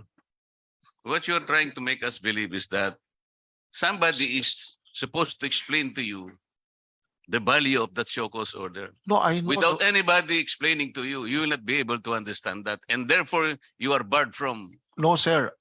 Kung alam ko lang na meron, I could have consulted anybody. So, or Mr. I Chair, could he have doesn't asked. know that there was Hindi a ko show cause alam. order? No. He was properly notified as far as the committees are concerned. But the records are with us. You even requested for 2 days to reply to the show cause order. Well, sir, kung alam niyo lang, hindi ko alam talaga. Kung alam ko lang, I could have asked them kaagad. Kaya I was also asking my kwan. Kaya nga Governor- answer lang ako after. And Are I'm you really, trying- really sorry. Sir, I'm sorry, sir. Are you trying to make these committees believe that your provincial administrator would, on her own, ask for an extension of time to file your explanation? No, sir. No, sir. We decide on that. I decide on that. She Yes, will sir. always consult me. So if you Pero ask, at that point in time, I was never told. sir, there was a request for an extension of time to file an answer. And now you're telling me that you were not informed when you just earlier said, Mr. Chair, can you please present to him the request made by the provincial Sir- governor requesting sir, for 2 days? I really didn't know kung granted nga yung extension or not. Dahil nakulong na si Attorney Charo that time. Nakulong na po siya eh. Anyway, I have with me the letter that was signed by Attorney Maria Rosario Mamba Villaflor. And no signature affects yung sa kay Gov. So it is only the provincial administrator that sent to us and signed on behalf of the employees and the governor. Now, let me read lang yung item number 4 para malinaw lang. Kasi yung iba, kaugnay doon sa ibang mga employees. Now, ito yung item number 4. Furthermore, the provincial governor also received the undated show cause order of the Joint House Committee directing him to submit written explanation of the failure of the 17 employees of the Provincial Government of Cagayan who are witness to the ongoing investigation of the Joint House Committees regarding House Resolution 145 and Resolution 146. Being under their direct control and supervision to be submitted before 2 p.m. August 8, 2023 to these honorable committees. So ito lang. So signed by the provincial administrator, Attorney Maria Rosario Mamba. but Mr. Chair, the governor just testified moments earlier, said that the provincial administrator would never do anything like that without his approval, correct? Yeah, that's true, Your Honor. So then you were informed. Yeah, but I didn't know na kung granted o hindi. No, number 2, sir. Talagang we were Bakit ka pa sobra po naman, yung bakit ka devastation pa namin, naman sir. hihingi ng 2 araw kung di ka naman naniniwalang gagrant pala namin? So kahit saan kami yung talo rito eh. Inisyon ka namin ng show cause order. Humingi ka naman ng 2. Dapat i-assume mo naman na ibibigay namin sa iyo ang pagkakataon na 2 kasi sumulat ka eh. Ngayon sasabihin mo, dahil hindi ka naman nakakasiguro na bibigay namin sa iyo yung 2 araw. Ba't ka pa humingi ng 2 araw kung yun pala yung iniisip mo? Sir, kaya nga ako sa dami po ng trabaho, sir. Marami rin So, tayong trabaho. we are on the state of calamity. We were also searching for 4 others na nawala that time. Huwag Kung po alam nyo lang, sir. nating gagamiting justification yung trabaho. Yun po ang sinumpaan natin. Sir, but Governor, please. sir, kung po ito, Mr. Chair, I have a super typhoon that hit us and I was responding to all of this. No? Hindi po ako si yung nagtuturo-turo lang. Sa totoo lang, no? Ako po yung mismong the thick of anything that happens in my province. I am always there. That is why, no, siguro nakaligtaan din po namin ito, nawala rin sa aking isip. So really, I'm really sorry, no, for not responding to this on time. But really, it was never meant Eh, to. parang wala naman sa loob mo yung pagsusorry mo. You keep on arguing kasi. Alam mo, aminin mo na lang sana. Hindi yung pati yung typo na ginagawa natin, yung trabaho natin. We're visited by typhoons regularly 20 times. 6 or 7 of these are very strong. As public servants, hindi natin alam kung gaano ang trabaho na nakaharap sa atin. Ngayon lang, kaya ako na-late na naman, napakarami ko pong, pero hindi ko gagamitin po yun. Huwag mo kaming bibigyan ng ganong arguments. You are faced of a detention order. Sabi ko nga sa'yo, we have the right to lift this depending on the kind of answer that you will give us. Be honest with us. Yun lang. Walang personalan ito, Governor. Kasama ka namin dito noon and we value that. We value that whether you believe me or not. Of course, I believe you, sir. Bakit hindi naman kita ibibilib? No? We've been together here. Kaya nga, sabihin mo na lang na, na wala na yung ganun-ganun na maging honest ka, then we will weigh your explanation. Well, as far as I can remember, sir, ganun yung kuwan ko eh. Yung recollection ko nito. I don't want to reason out, sir. Sa totoo lang. No? I just want to be as honest as I could sa inyo lahat dito. No? Ganun po yung nangyari sa amin. Siguro litong-lito kami at that point in time. Because of the 17 employees who were supposed to come here, including our department heads, our provincial administrator being detained. And then ako mismo was asked to also contempt and everything. Siguro, sir, it's out of all of these things. And of course, yung nangyayari sa aming probinsya at that point in time and the coming of the president also sa aming probinsya at this point in time, we're wondering what to do about all these things, no? And what to prioritize. Kaya nga po, really, I'm sorry if I've took too much of your time, if in a way, no, napabayaan ko yung aking obligasyones para sa dito. But really, I hope you understand, no, the enormity also of the response that we have to take at that point in time. Yun lang po ang aking pakiusap. Na ako, as you have seen, no, kahit na ilan yung pinapatawag nyo dito, pinapapunta ko naman ito. But we also have to respond to the needs of our people kaagad-agad po. And I'm really sorry if we committed those. No? Hindi po namin talagang intensyon na baliwalain itong Kongreso. Thank you, Gob. But anyway, Gob, just follow up lang dun sa tanong ni Honorable Marcoleta before I give the floor to the co-chair. Kasi in the letter signed by Attorney Maria Rosario Mamba Villaflor, are you aware that he's asking for 2 days na palugit? Kaugnay dun sa sagot mo dapat sa show cause order? Kasi ito, basahin ko na lang, Gob, Yung number 5 kasi at number 6, magkadugtong to, no? Unfortunately, however, ito yung letter ni ni Attorney Villaflor.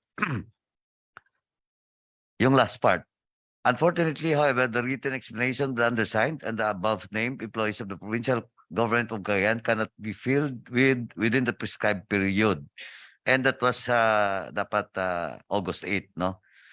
Because the show cause order in the Suprema was ordered August 7. Prescribed period due to lack of material time to intelligently prepare for the same. For this reason, the undersigned on behalf of the herein named employees are humbly seeking the indulgence of these honorable committees and ask for an additional 2 days or until 10 August 2023, within which to file the respective explanations. So, sa bagagi mo po, in your part, are you aware that the provincial administrator asked for the extension of the letter reply to the show cause order? I am not sure, sir. I'm not sure of that. Sa totoo lang. No, but really, I never prevented anyone into coming over here. No, no. Hindi ako nakapagbigay ng We will not order. discuss the merit of preventing or letting them, it's, my question is, are you aware? Kasi hindi ka pumirma eh. Si Villaflor. Si Atty. Villaflor pumirma. But of course, for on behalf of the employees and you, dun sa show cause order, na 2 days, yung palugit na hiningi mo, instead of August 8, nag-promise siya to her letter signed by Atty. Villaflor na August 10.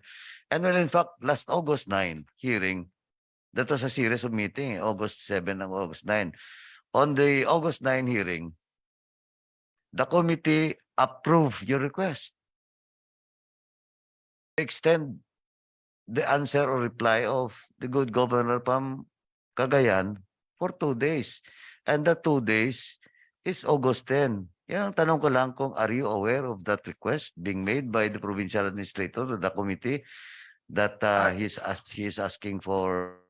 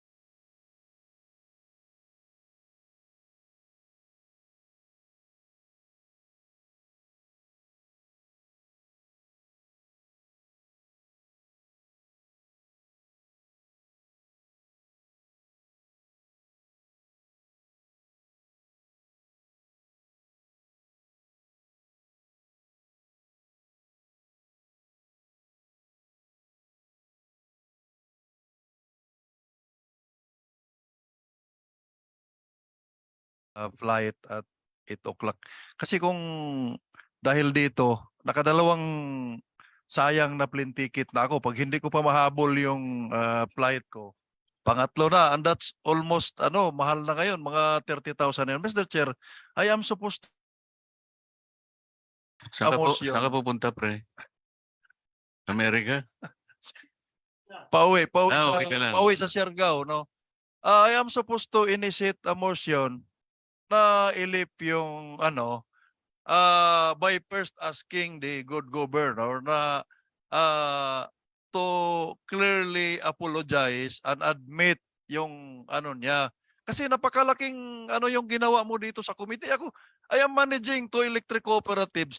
Tinamaan din kami ng audit. Ay wala kong sinabi na hindi ako maka-attend sa Congress. Nag-repair kami more than 1,000 kilometers of line para maibalik agad yung linya. But I never use that as an excuse na mag-absent ako dito. The records will bear that. Kaya nawala yung respeto ko sa iyo with all honesty na mag-initiate ng motion to lift the suspension kasi I am very convinced that you are not telling the truth to this committee. You are lying. So, Mr. Chair, I am manifesting no before I leave na kung ano man yung magiging ano ng majority, no? I am with the majority, but for the record, I am not convinced, no, that the good governor is telling the truth in as far as that particular issue is concerned, yung hindi niya sagot. Pabago-bago yung ano niya eh. Ginagamit niya yung sinasabi natin na ay may ano ka dito, may request naman yung administrator mo na to this. Parang binabawi na naman niya. Sabi niya, hindi ko alam yan. Nung nalaman niya na may to this request extension, ay parang narinig ko yan. So with all that no na I have heard, no, that's why I decided to manifest first para makaalis na ako. But for the record, I am not convinced that the good governor is telling the truth. Thank you, Mr. Chair. Permission to leave. Thank you, Congressman Serio Dagoca. You're now excused and have a safe flight. Anyway, same as with the case of Congressman Yasir Balindong, who was also a flight. Thank you, Kong Serio. Also a flight to catch up. Nag-iwan lang siya ng ano kung what will be the decision of the majority of the members of the Committee on Public Accounts. He will just go with the decision of the majority. So, i-register na yung vote just in case. So, any more? Senator Dante, Mr. Chair, baka may follow-up pa. Mr. Chair, Sino yun? Unabia, Mr. Chair. Yeah. Yeah, in line Please go sa ahead. in line sa sinabi ni Gov, Mr. Chair, na inaatake niya yung only yung attackers niya. Narinig ko kasi sa isang statement niya sa isang flag ceremony na somewhat he besmirched this institution, Mr. Chair. Can I be clarified on that statement of Governor Mamba? Gov, gusto mo i-play pa namin, Gov, o you will What Gov, statement, Your Honor? sandali. You want that to be played or you will answer in the flag ceremony? I just want to know what statement was that. What the statement daw? Regarding po vote buyers, Mr. Chair. That mga vote buyers. Please proceed, Gov. Well, maybe I'm talking about I have this crusade against vote buying. And I always say that the number one cause of corruption in government is an expensive election. Expensive election among all of us, no, mga politiko. When the election is too expensive, it is the cause of vote buying. That's too general, Mr. Chair. That's too general. Kasi ang sinabi niya doon sa flag ceremony, may certain word na sinabi na. I think, Mr. Chair, can I request na lang to play the video? Comasec, do you have a video clip of that, that portion lang parang. portion, yeah, of the statement of the governor? We'll look into our files, Mr. Chair. I cannot say this in the halls of Congress. You know why? Nobody will believe me. Everybody will hate me because all of them there, or mostly all of them, are vote buyers. They maintain themselves in power because of money. That's a very Ayun, Gov. sweeping statement. Most or all of them are both buyers. Ito yung masakit dito. Parang si Mayor Magalong eh. Nagsalita siya, no? Sabi ni Mayor Magalong, he wanted to appear like he's a knight in shining armor. Sabi niya, we the policemen are ready to contribute a portion of our pension. How about the legislators? Sabi niya kagad eh. Are they prepared to give up their pork barrels? Sana man lang kung sinabi niya, hindi ko naman po nila lahat, pero meron pong mangilan-ngilan na ganito po, na contractor congressman na, contractor pa, supplier pa, wala silang kasawa-sawa. Hindi na sila kanya nagkasya sa komisyon, sila pang contractor, sila pang supplier. Ganun po ang pagganon nila sa kaya po ang pagtuturing sa lahat ng members ng House of Representatives, parang ganito na lang tayong lahat. Kaya ito yung masakit po eh. Ngayon, ganun din ang sinabi ninyo. Kaya nasasaktan din kami na hindi po kami nagmamalinis kahit kailan. Ako kahit kailan hindi ko sinabi that Congress is immune from corruption. I never said that. But sana wala naman dapat magsabi na parang nilahat nyo na po kaming lahat. Hindi po namin matatanggap yung ganun, Mr. Chair. Sir, I'm really sorry, no, but I want to hear the whole of that. Give me time so that I could also explain it. Because precisely, sir, yung sinabi mo kanina, that is what I'm saying.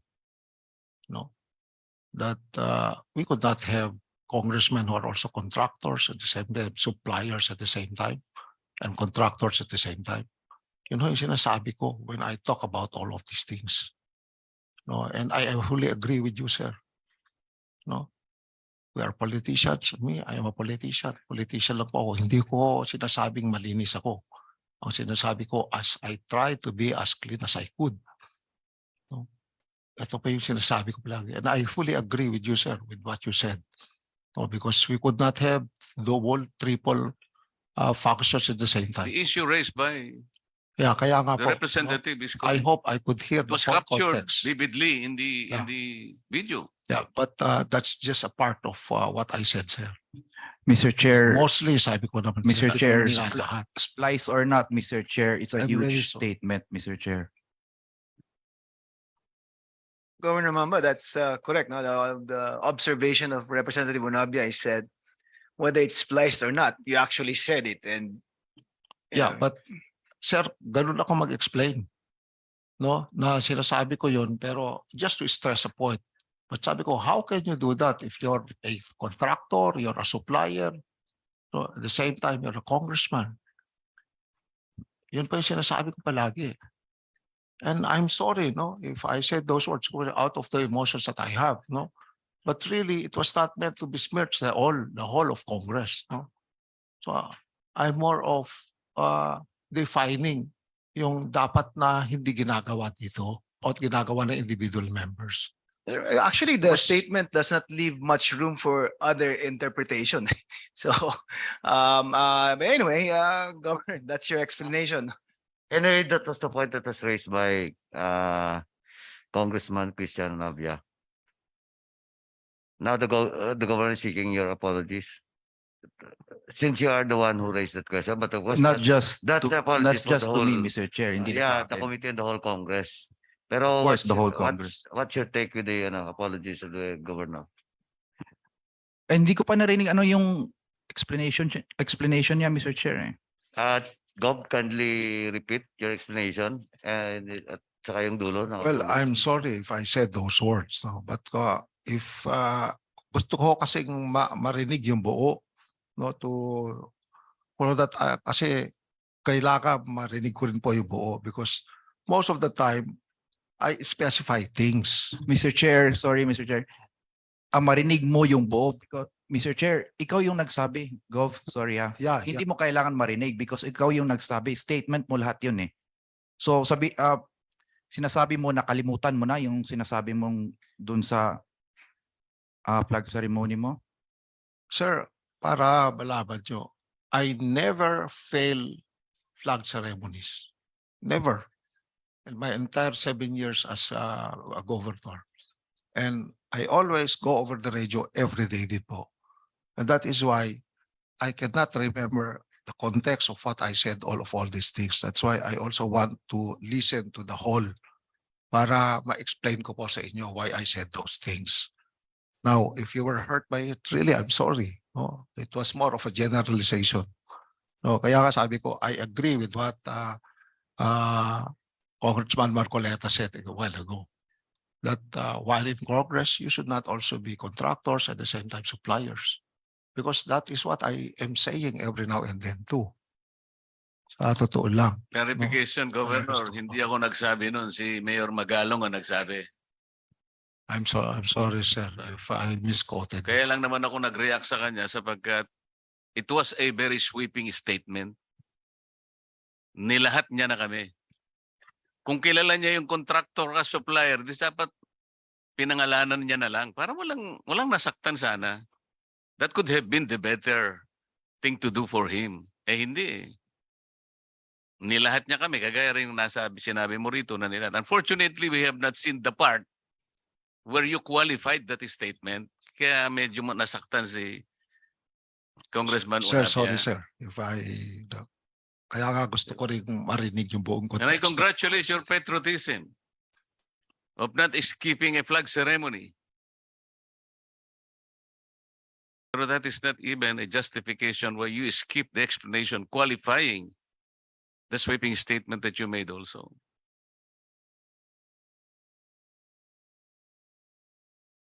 So, what is the way forward here? Will you now allow every official of the province to testify before us? Yes, sir. Wala naman noon. No, I never prevented anyone from coming over here. Never.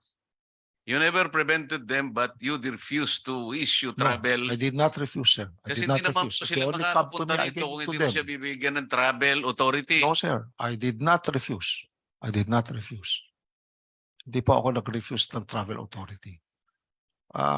Sabi ko nga kanina, sir. Gov, Mamba, yung pong official mo, kahit hindi mo sinasabing huwag kang pumunta ron, pag ayaw mo kung, alin niyo, kunyari, ako stop mo, alam naman nila yung patakaran yung process. Hindi ako makakaalis sa aking post kung wala akong travel authority. Ngayon, sasabihin nila ko lang naman, sir, may patawag po ang Congress, payagan niyo po akong pumunta doon. Pag hindi mo ako binigyan ng travel authority, even if I wanted to go, because it is the call of Congress, hindi po ako makakapunta. That's the whole point. Sir, as I explained kanina, no, Mr. Chair, Nagsalita na yung mga, inamin na nila na ayaw mo silang bigyan ng travel authority. kaya nga sir The whole kanina, problem. no, I explained it to the chairman, no. Kasi ang sabi nila, it's the assistant treasurer. Ang usual po kasi na pumupunta sa akin are the treasurers and the department heads. There's 35 of them. Sila po yung nakakausap ko, pupunta sila sa akin, sir, pwede bang hindi na kami pumunta dito? So that's their decision. But for them, if they ask me to issue a travel authority, I may have done so, sir. Gov, let me stop you. you there kasi now you're again contradicting your written explanation. Because in your written explanation, you impliedly admitted that you did not give the travel orders. You said, while no travel orders were issued to allow the resource persons from the provincial government to travel on official business. That's your written statement for that you admitted that you did not give them the travel authority. In fact, you tried to justify it by saying that while there was no travel order given, they could have gone there on their personal or their own accord. No employee would do that, Gov. You know that, di ba? Walang empleyadong escape from work without any travel authority coming from the governor just to attend a meeting like this, sir. Sir, Mr. Chair, for clarification, follow up ko lang dun sa statement at si Governor Mamba. Kasi sabi ni Governor na you did not prohibit any employee of the provincial government to come here to attend the hearings, right, Gov? Ang ibig mo bang sabihin, Gov, ay voluntaryong sinuway ng mga empleyadong ito yung show cause order na in-issue ng Kongreso? So dapat din ba naming i-contempt ang mga empleyadong ito?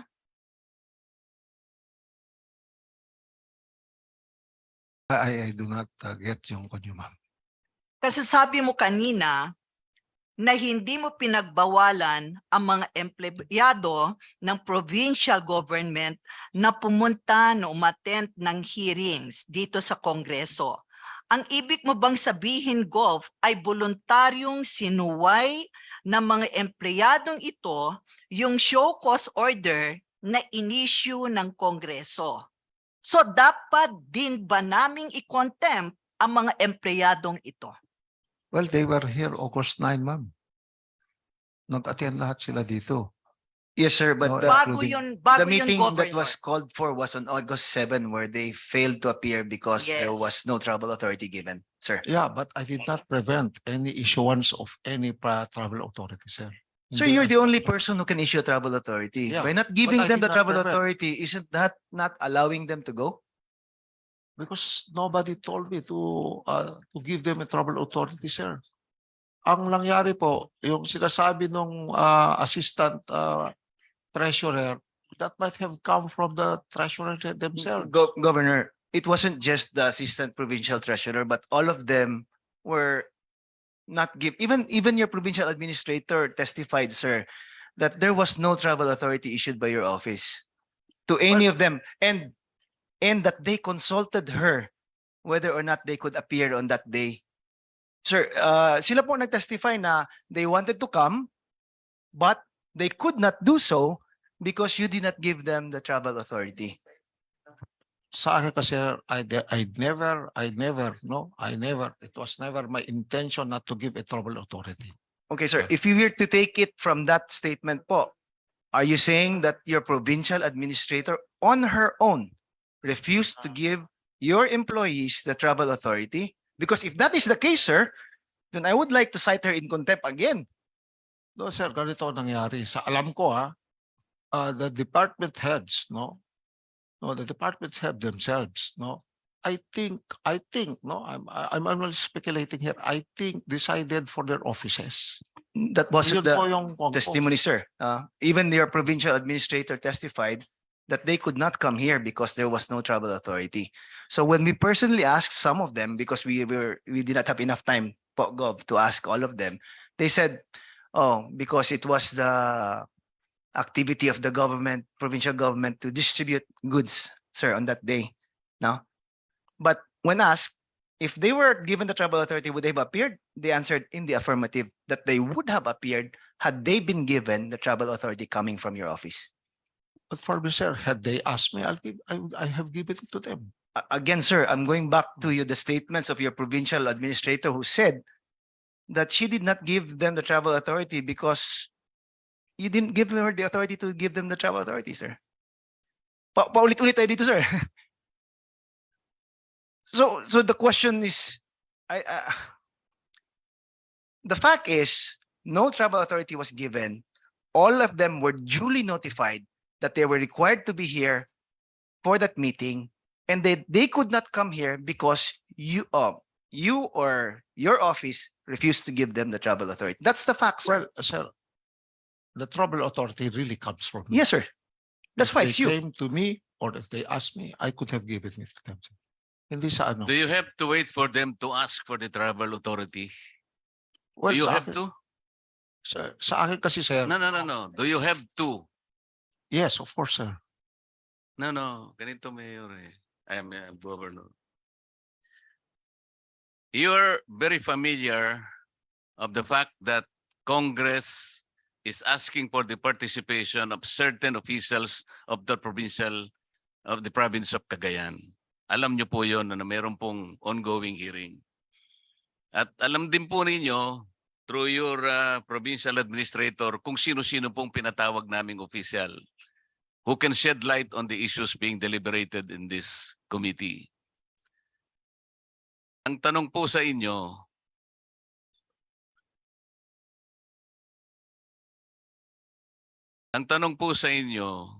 do they have to ask for your permission to issue travel authority?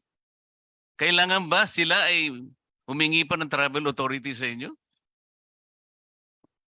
Well, really, I'm really sorry if I failed all of you on your expectations po on how I would do all these things. Hindi po, no? napakasimple yung tanong ko. I'm Kailangan sorry. ba humingi pa ng permisyo sa inyo na, Gob, payagan nyo naman po kami makapunta, pahingi naman po ng travel authority. You're expecting them to ask this from you, from your office? Eh kami na nga po ang nagpapatawag eh. If you consider the authority of this committee to call anybody as a former member of this house, kayo po ang higit na nakakaalam kesa doon sa mga tao ninyo. So the question remains, do they have to ask this authority to travel? Ako na sasagot, hindi po. Kung yung tanong po ni Congresswoman Alin, so is it the conclusion of this committee that these people, your officials, deliberately defied this committee? And for doing that, they're also subject to contempt. I'll take the Ganun na mangyayari I'll po. take the cudgels for them, sir. Ano po? I'll take the cudgels for them. Kasalanan ko po yun. So, tatagal po yung detention ninyo. Kasi Sir. ilan po ba yung pinatawag namin? Mr. Chair, 15 lahat yung mga government provincial employees. O ilan ba So, sila? Ilan ba and yung how do you contempt? reconcile the statement of those 15 from the statement of the governor? Sino ba dapat ang paniwalaan? 15 na ito na katao na nagsabing hindi mo sila pinayagan dahil hindi ka nag-issue ng travel order. Ikaw ba dapat ang paniwalaan o itong 15 na empleyado ng provincial government? Governor, please. Well, I would not talk of the numbers, sir. Kaya nga sabi ko, if that was my kasalanan ko po, let it lay on me. I'm really, really sorry. Mr. Chair. Just to make the record straight, it's not 15, it's 14 because during that hearing of August 9, it was only 14 because Sinding was not present during that hearing. So instead of 15, yung numero talaga is 14. Yes, Kong Adjong. Mr. Chair, I would just want to be clarified with the responses of the good governor, if I may, Mr. Chair. Proceed. Yes, Gob, alam niyo po ba talaga na alam niyo na may proceeding po dito, no? Yeah, alam ko po. So alam ko. din niyo po na nag-start po tayo ng medyo Mr. Chair, when did we start the proceeding? Sometime I wasn't deputized at that time. So may I just The first hearing Timelines na was May important to- 23. ano po? May 23. The second hearing was May 31 when the good governor is present. Okay. That was the second schedule of hearing. So, Gob, alam niyo po ba yun na it started in May? And then Opo. continuous po yung Opo. on fast forward po tayo sa July. On July 25, alam niyo na din po na postpone ng hearing, hindi po ba? Yung pagdating ng Yeah, egay po. pagdating ng Yes, egay, yes, po. I know. Sige po. So after a while you still know na ongoing yung committee hearings at naging congressman na po kayo, aware naman po kayo na in any time soon, since na hindi ho nakarating or ayaw makarating ng mga iba, ay magko-conduct po, i-exercise po ng committee ito ang kanilang power to subpoena. Alam niyo naman po dun yun. Yeah, opo. Okay. Pero despite that, ang sinasabi po niyo sa committee ito ay hindi niyo ho alam. Ibig sabihin, parang wala ho kayong idea na po pwedeng i-exercise ng power ng committee yung kanyang power para papuntahin dito yung mga dapat na makapunta dito. Alam ko po. Na Alam niyo meron. po. Yes. So, ang pagkakaintindi ko po, correct me if I'm wrong, Mr. Chair, since alam niyo po na possible na ipatawag po yung mga taong ito and whatever the power granted this committee na pwede nang exercise, ang impression ko po ngayon is parang it's either ayaw niyong i-honor ang committee at binabaliwalan niyo po ang committee or talagang hindi niyo po kumbaga there's the semblance of defiance on your part. Yun po yung pagkakaintindi ko po sa mga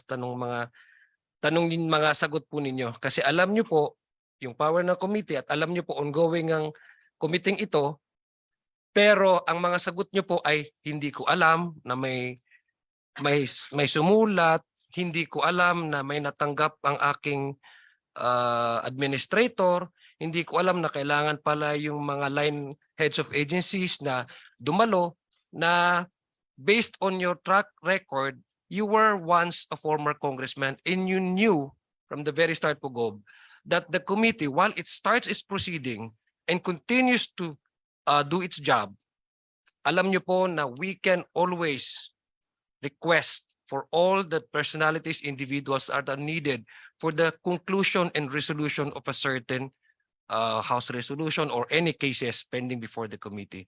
So yun po yung pagkakaano po, Mr. Chair, parang it's either there's a sheer negligence on the part of the good governor not to honor or talagang deliberate po na didedefine niya. So ganun lang po yung impression ko kasi alam nyo ma po na yun nga, nagko-conduct tayo ng committee investigation dito. Mr. Chair, that's just, it's not a question, that's just a manifestation and that's part of my statement. Thank you. Thank you, Representative Adjong. Any other member who would like to ask any question?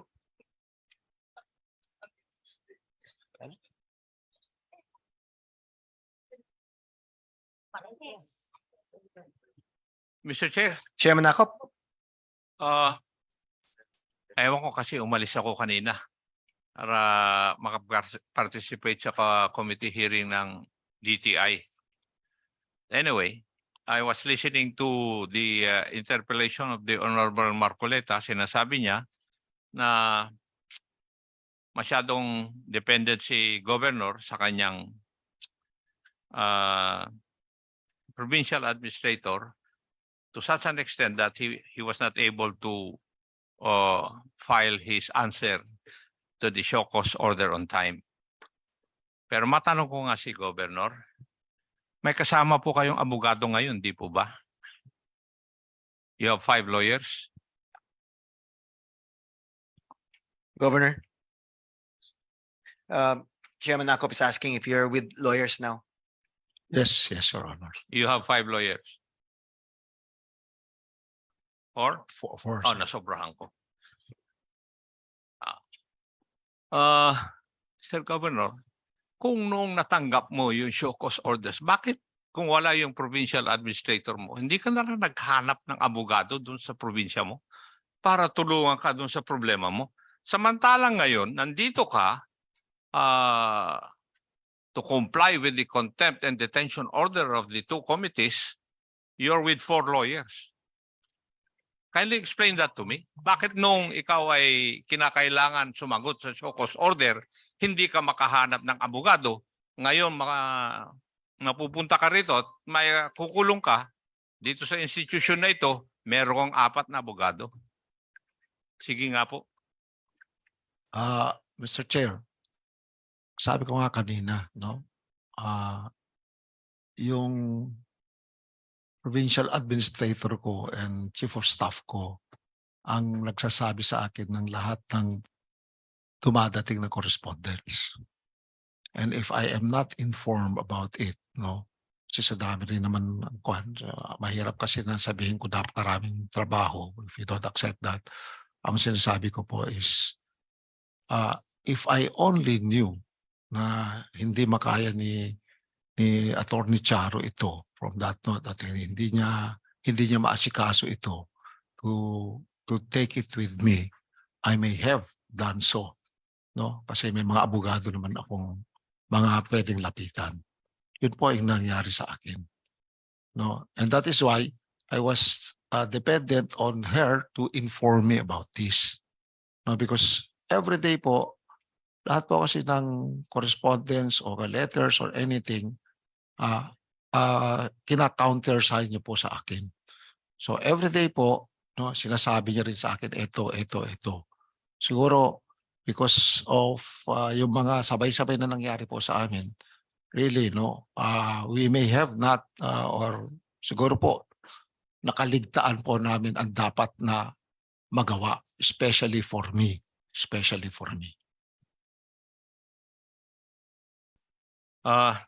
Mr. Governor, it's hard for me to believe that. Kasi kung titingnan ko po yung inyong mga pananalita po doon sa Bombo Radio, you have been kept abreast of what's happening in the two committees. Investigator po ako, Governor, kasi dati po akong pulis. It's very hard for me to believe yung kayong statement mo. Dahil kung titignan ko, pag meron nangyayari dito, meron kang sagot doon sa Bombo Radio sa programa mo. As a matter of fact, sinasabi mo pa nga na wala kang walang pera yung Cagayan Provincial Government. Wala naman kaming sinasabi na nawala kang pera eh. Ang sinasabi namin, mali ang paggastos ninyo ng pera ng gobyerno. Yun po ang sinasabi namin. And I cannot really believe na hindi nyo alam yung nangyayari dito. Very current po yung information nyo na nanggagaling dito. And that is why you know how to answer it doon sa iyong programa, doon sa Cagayan. Ganun po yun. Di po ba? Now, let's go back to yung sub judice rule. Have you ever asked your lawyer yung advice nila kung sub judice nga itong issue na ito, yung pag hindi mo, yung pagsagot mo rito sa mga katanungan namin? May I know who is the lawyer who advised you on that? That you are not supposed to speak because the issue is sub judice? Well, my lead lawyer, Your Honor, is Attorney Macalindal po. Pakitanong nyo nga po dun sa lawyer dahil hindi po siya pwedeng sumagot dito sa kwan na ito. Is he aware of the case of Romero the second versus Estrada decided in 2019? Is he aware of that? Pakitanong lang po yung lead counsel nyo. He is not here today, sir. O yung may lawyer mo, kung alam niya yun. Yung apat ang lawyer nyo pong dala, di pakitanong lang po.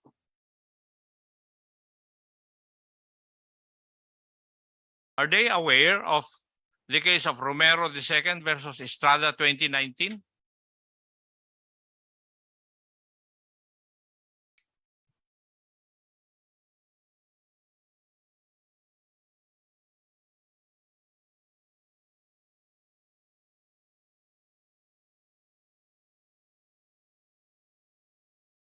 Mr. Chair, the governor has been a member of this house for 12 years. And maybe during those 12 years, he would have participated in investigation in aid of legislation of this nature also. And he would have known that. Otherwise, hindi po siya nag-attend ng mga hearing dito in aid of legislation. That would be my conclusion, Mr. Chair. Gov, please check your lawyer if I find the, no, you're not allowed to speak. You tell Gov what to answer.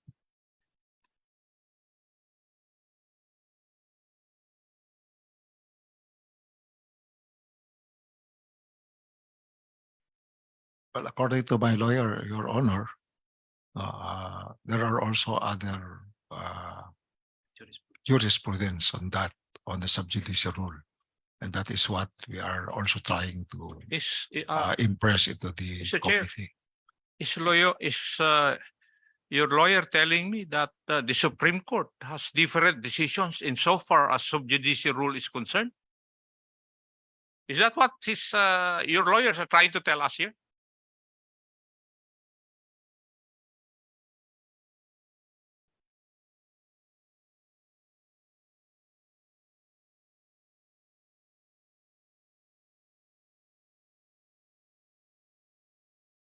Yes. Can you cite a yes. case related to the powers of Congress? At the same time, yung sub judice rule? With regards to inquiry in aid of legislation, that the Supreme Court has a ruling and it affirms the, please proceed, Gov. Is it possible for us to submit our legal position on this matter, Your Honor? Mr. Governor, ako po ay wala pong binabasa o ano. Bakit kailangan po ng abogado ninyo na kailangan pang mag-submit? May I also ask, Mr. Chair, the Governor, please ask your lawyer if you're not subject to the sub judice rule when you speak about the cases against you.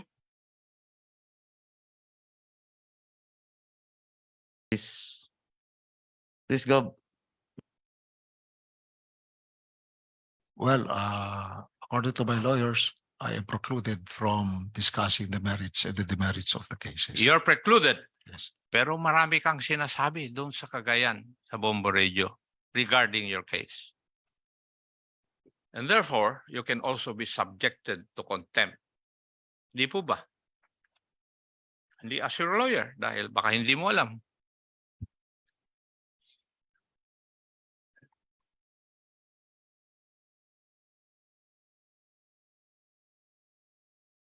Well, right here I am under oath, and I could be it will easily affect my case.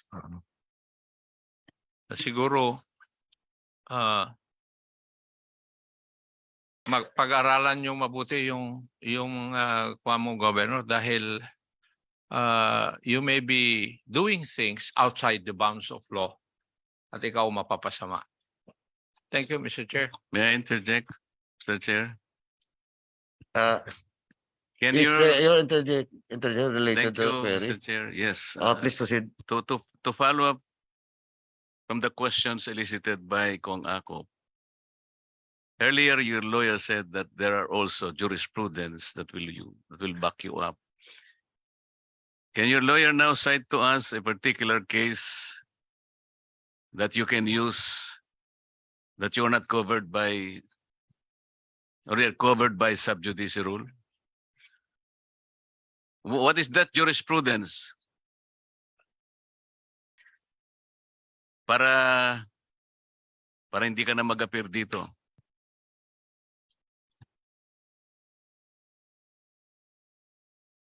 Para pantay, Mr. Chair. Kasi nag-cite ako, sila walang ma-cite. He was citing a contrary jurisprudence.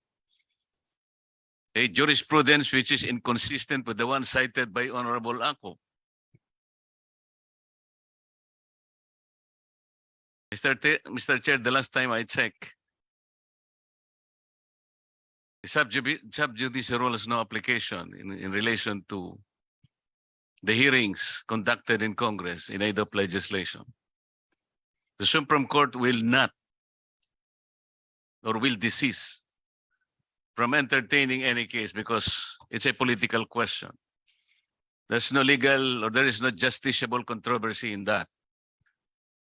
So until and unless your lawyer will be able to come up with a jurisprudence for our education that you're not supposed to appear before us, then we will stop this investigation.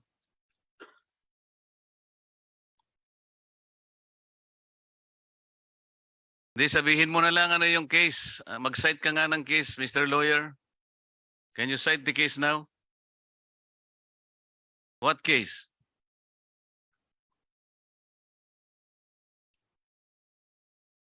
Sige, sige. No. Let the governor answer. Ang case lang naman ang hiningi ni They're Honorable requesting Marcoleta. to cite a legal memorandum, Your Honor. My lawyers are telling me that they'll cite a legal memorandum on this. Eh bakit tayo illegal memorandum sinasabi? Sabi mo kasi kanina, there are other jurisprudence that you can use na parang babangga dun sa sinabi ni Honorable Akop. Gusto ko lang naman malaman ano yun. Bakit kailangan pa ng legal memorandum naman, ikaw naman? Gob.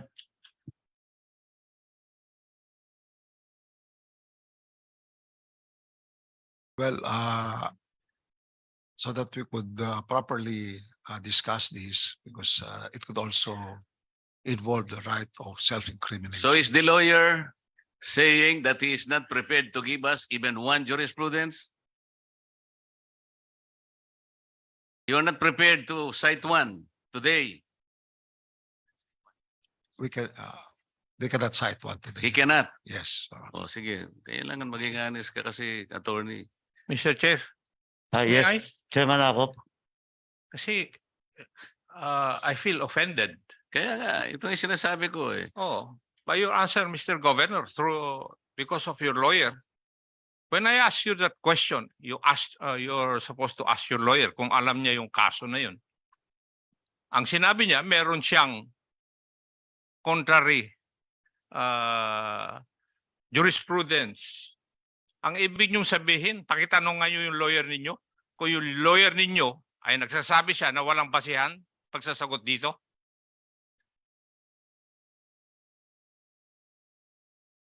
Sinasabi niyang may contrary decision ng Korte Suprema, tapos wala siyang masabi. Ano yung basis niya? Well, according to my lawyers, may basihan po sila. But they Then you could change cite your lawyer, they could Mr. not cite Governor. it at this point in time, Your Honor. Otherwise, you will be hanged. Thank you, Your Honor. Thank you, sir. I guess, Governor, no, you know why these questions keep popping up? Because although you said earlier that these are your explanations, when we look at things kasi when they happen, it's parang baliktad eh, no? You say you were uninformed of the things that were happening because your provincial administrator was not around, yet almost on a daily basis you were saying things on radio that were parang would show that you were informed and up to date. And you wanted the committee to reconsider the things, the orders that have been issued against you. Yet at the same time, you filed a case in the Supreme Court questioning that very authority, that very order. So it's very contradictory. Everything that you say and do always has a different thing, no, or a different meaning, Governor. That's why I think it's very hard for the members of the committee to try to understand where you're coming from, especially so that you were once a member of this house, sir. So I'm trying to explain lang po where we're also coming from. Na medyo mahirap for us to understand or to empathize with you right now because kabaliktaran yung nakikita namin eh. So you say you're uninformed, yet you attack us on the radio and on your speeches. You say that you did not give them you did not prevent them from coming over, but you also admitted that you never gave them the tribal authority. You said that you were apologetic to the committee for this and that, yet you filed the case for the Supreme Court questioning the very authority. So it's always may kabaliktaran po, always. Eh. So that's my observation po, Mr. Chair. And the administrator, Mr. Chair, by authority of the provincial governor, asked for 2 days in order to intelligently answer the show cause order. Alam mo, Governor, in the courts of law, in the regular courts of law, once the lawyer asks for at least a few days, kung minsan 10 days or 15 days,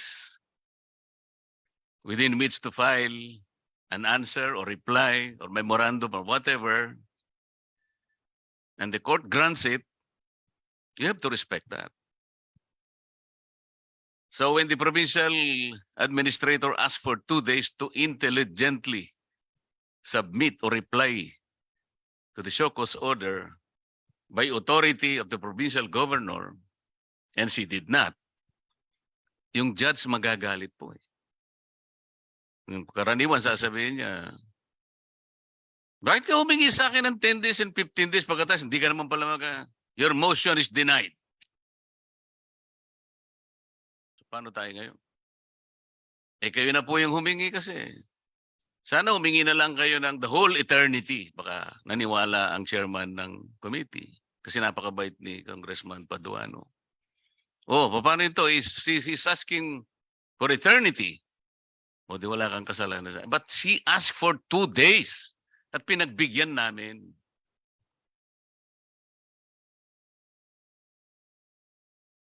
I hope we can search from our hearts the ability to appreciate the explanations that you were giving us from all the questions raised by the members of this committee. Nahihirapan po kami, Governor. Nahihirapan po kami. I hope we can help you. But the way things are being explained to us, napakahirap. Napakahirap naming abutin. Talaga po. We need to simplify this, but maski pa paano namin pagbalik-balik ta rin ang pangyayari. It goes back from where we started, Mr. Chair. Thank you, Honorable Marcoleta. Yes, Gob? Really, my apologies to the members of the committee. And we will assure you that we will be issuing travel orders. We will be here. Pag kailangan niyo po kami. No, really. Siguro, I take it on. No? And I want to apologize to all of you here. And we promise that kung ano po yung papatawag nyo dito, we will be here. Kung ano po yung travel order na kailangan i-issue, we will not refuse any of these travel orders. And rest assured that we will participate and we will actively participate in all the deliberations and all the hearings that you will be conducting in the future, sir. Mr. Chair. Anyway, before we suspend for the members to decide, Gob, what about the issue that was raised by the co-chair Flores na ito ngayon, you're so apologetic, nag-apologize ka, but ang problema lagi is paglabas natin dito sa house, sa hearing, especially doon sa program mo, banat ka ng banat, and well, in fact, sabi nga ni Kong Flores, and to quote him, how can we reconcile your actions to what you're saying now? That you're Well, my apologies too. Mr. in Chair. fact, you have filed by filing a certiorari dun sa Supreme Court, you're not respecting or you do not believe on the rules of the House in which you're part of the previous Congresses. So yun lang yung mga on my part as a chair of this committee, parang I go with the sentiment of the co-chairman Flores, Kit, na yung you're telling us now you're apologetic now, but what you're doing is so different outside of this halls of Congress. Go. I'll consult with my lawyers on these things, no, Mr. Chair. No, but really, I apologize for whatever utterances I've given or I've uttered, and I also apologize to the members of this body, no, on the things, no, na maybe, no, it's not of my, no, because I feel that on our part, meron po kami talagang pagkukulang, na malaking pagkukulang sa inyong lahat, especially on our responsibility to come over here to participate, and of course, yung mga yung expectations of what we should do as our responsibilities to the House hearings. My apologies, Your Honors. Mr. Chair, Thank you, Gob. Yes, Chairman Akop. on my part, prudence would dictate that we wait for the decision of the Supreme Court doon sa kanyang petition. Yun yung akin. Kasi nag-file na siya. And from my questioning a while ago, it was duly received by the Supreme Court. So, mas maigi siguro. At diantayin natin yun, resulta ng kwan, whether the Supreme Court will favor our position or favor the position of the good governor. Yes, Mr. Chair, because in paragraph 18 of this petition for prohibition, it says that, or it's alleged, the unfortunate reality is that the congressional power of inquiry remains to be used as a tool for mere political retribution. So bakit naman this is an insult to the committee. Governor Mamba, did you file this? Ngayon ko lang naalaman, hindi ko alam na meron ito. Did you file this?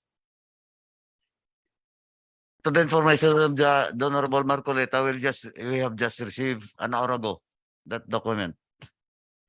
I'm asking Mr. Chair whether or not he filed this one.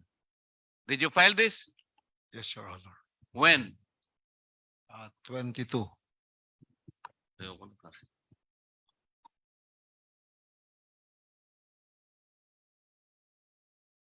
Kaya nga, Mr. Chair, Hearing is suspended.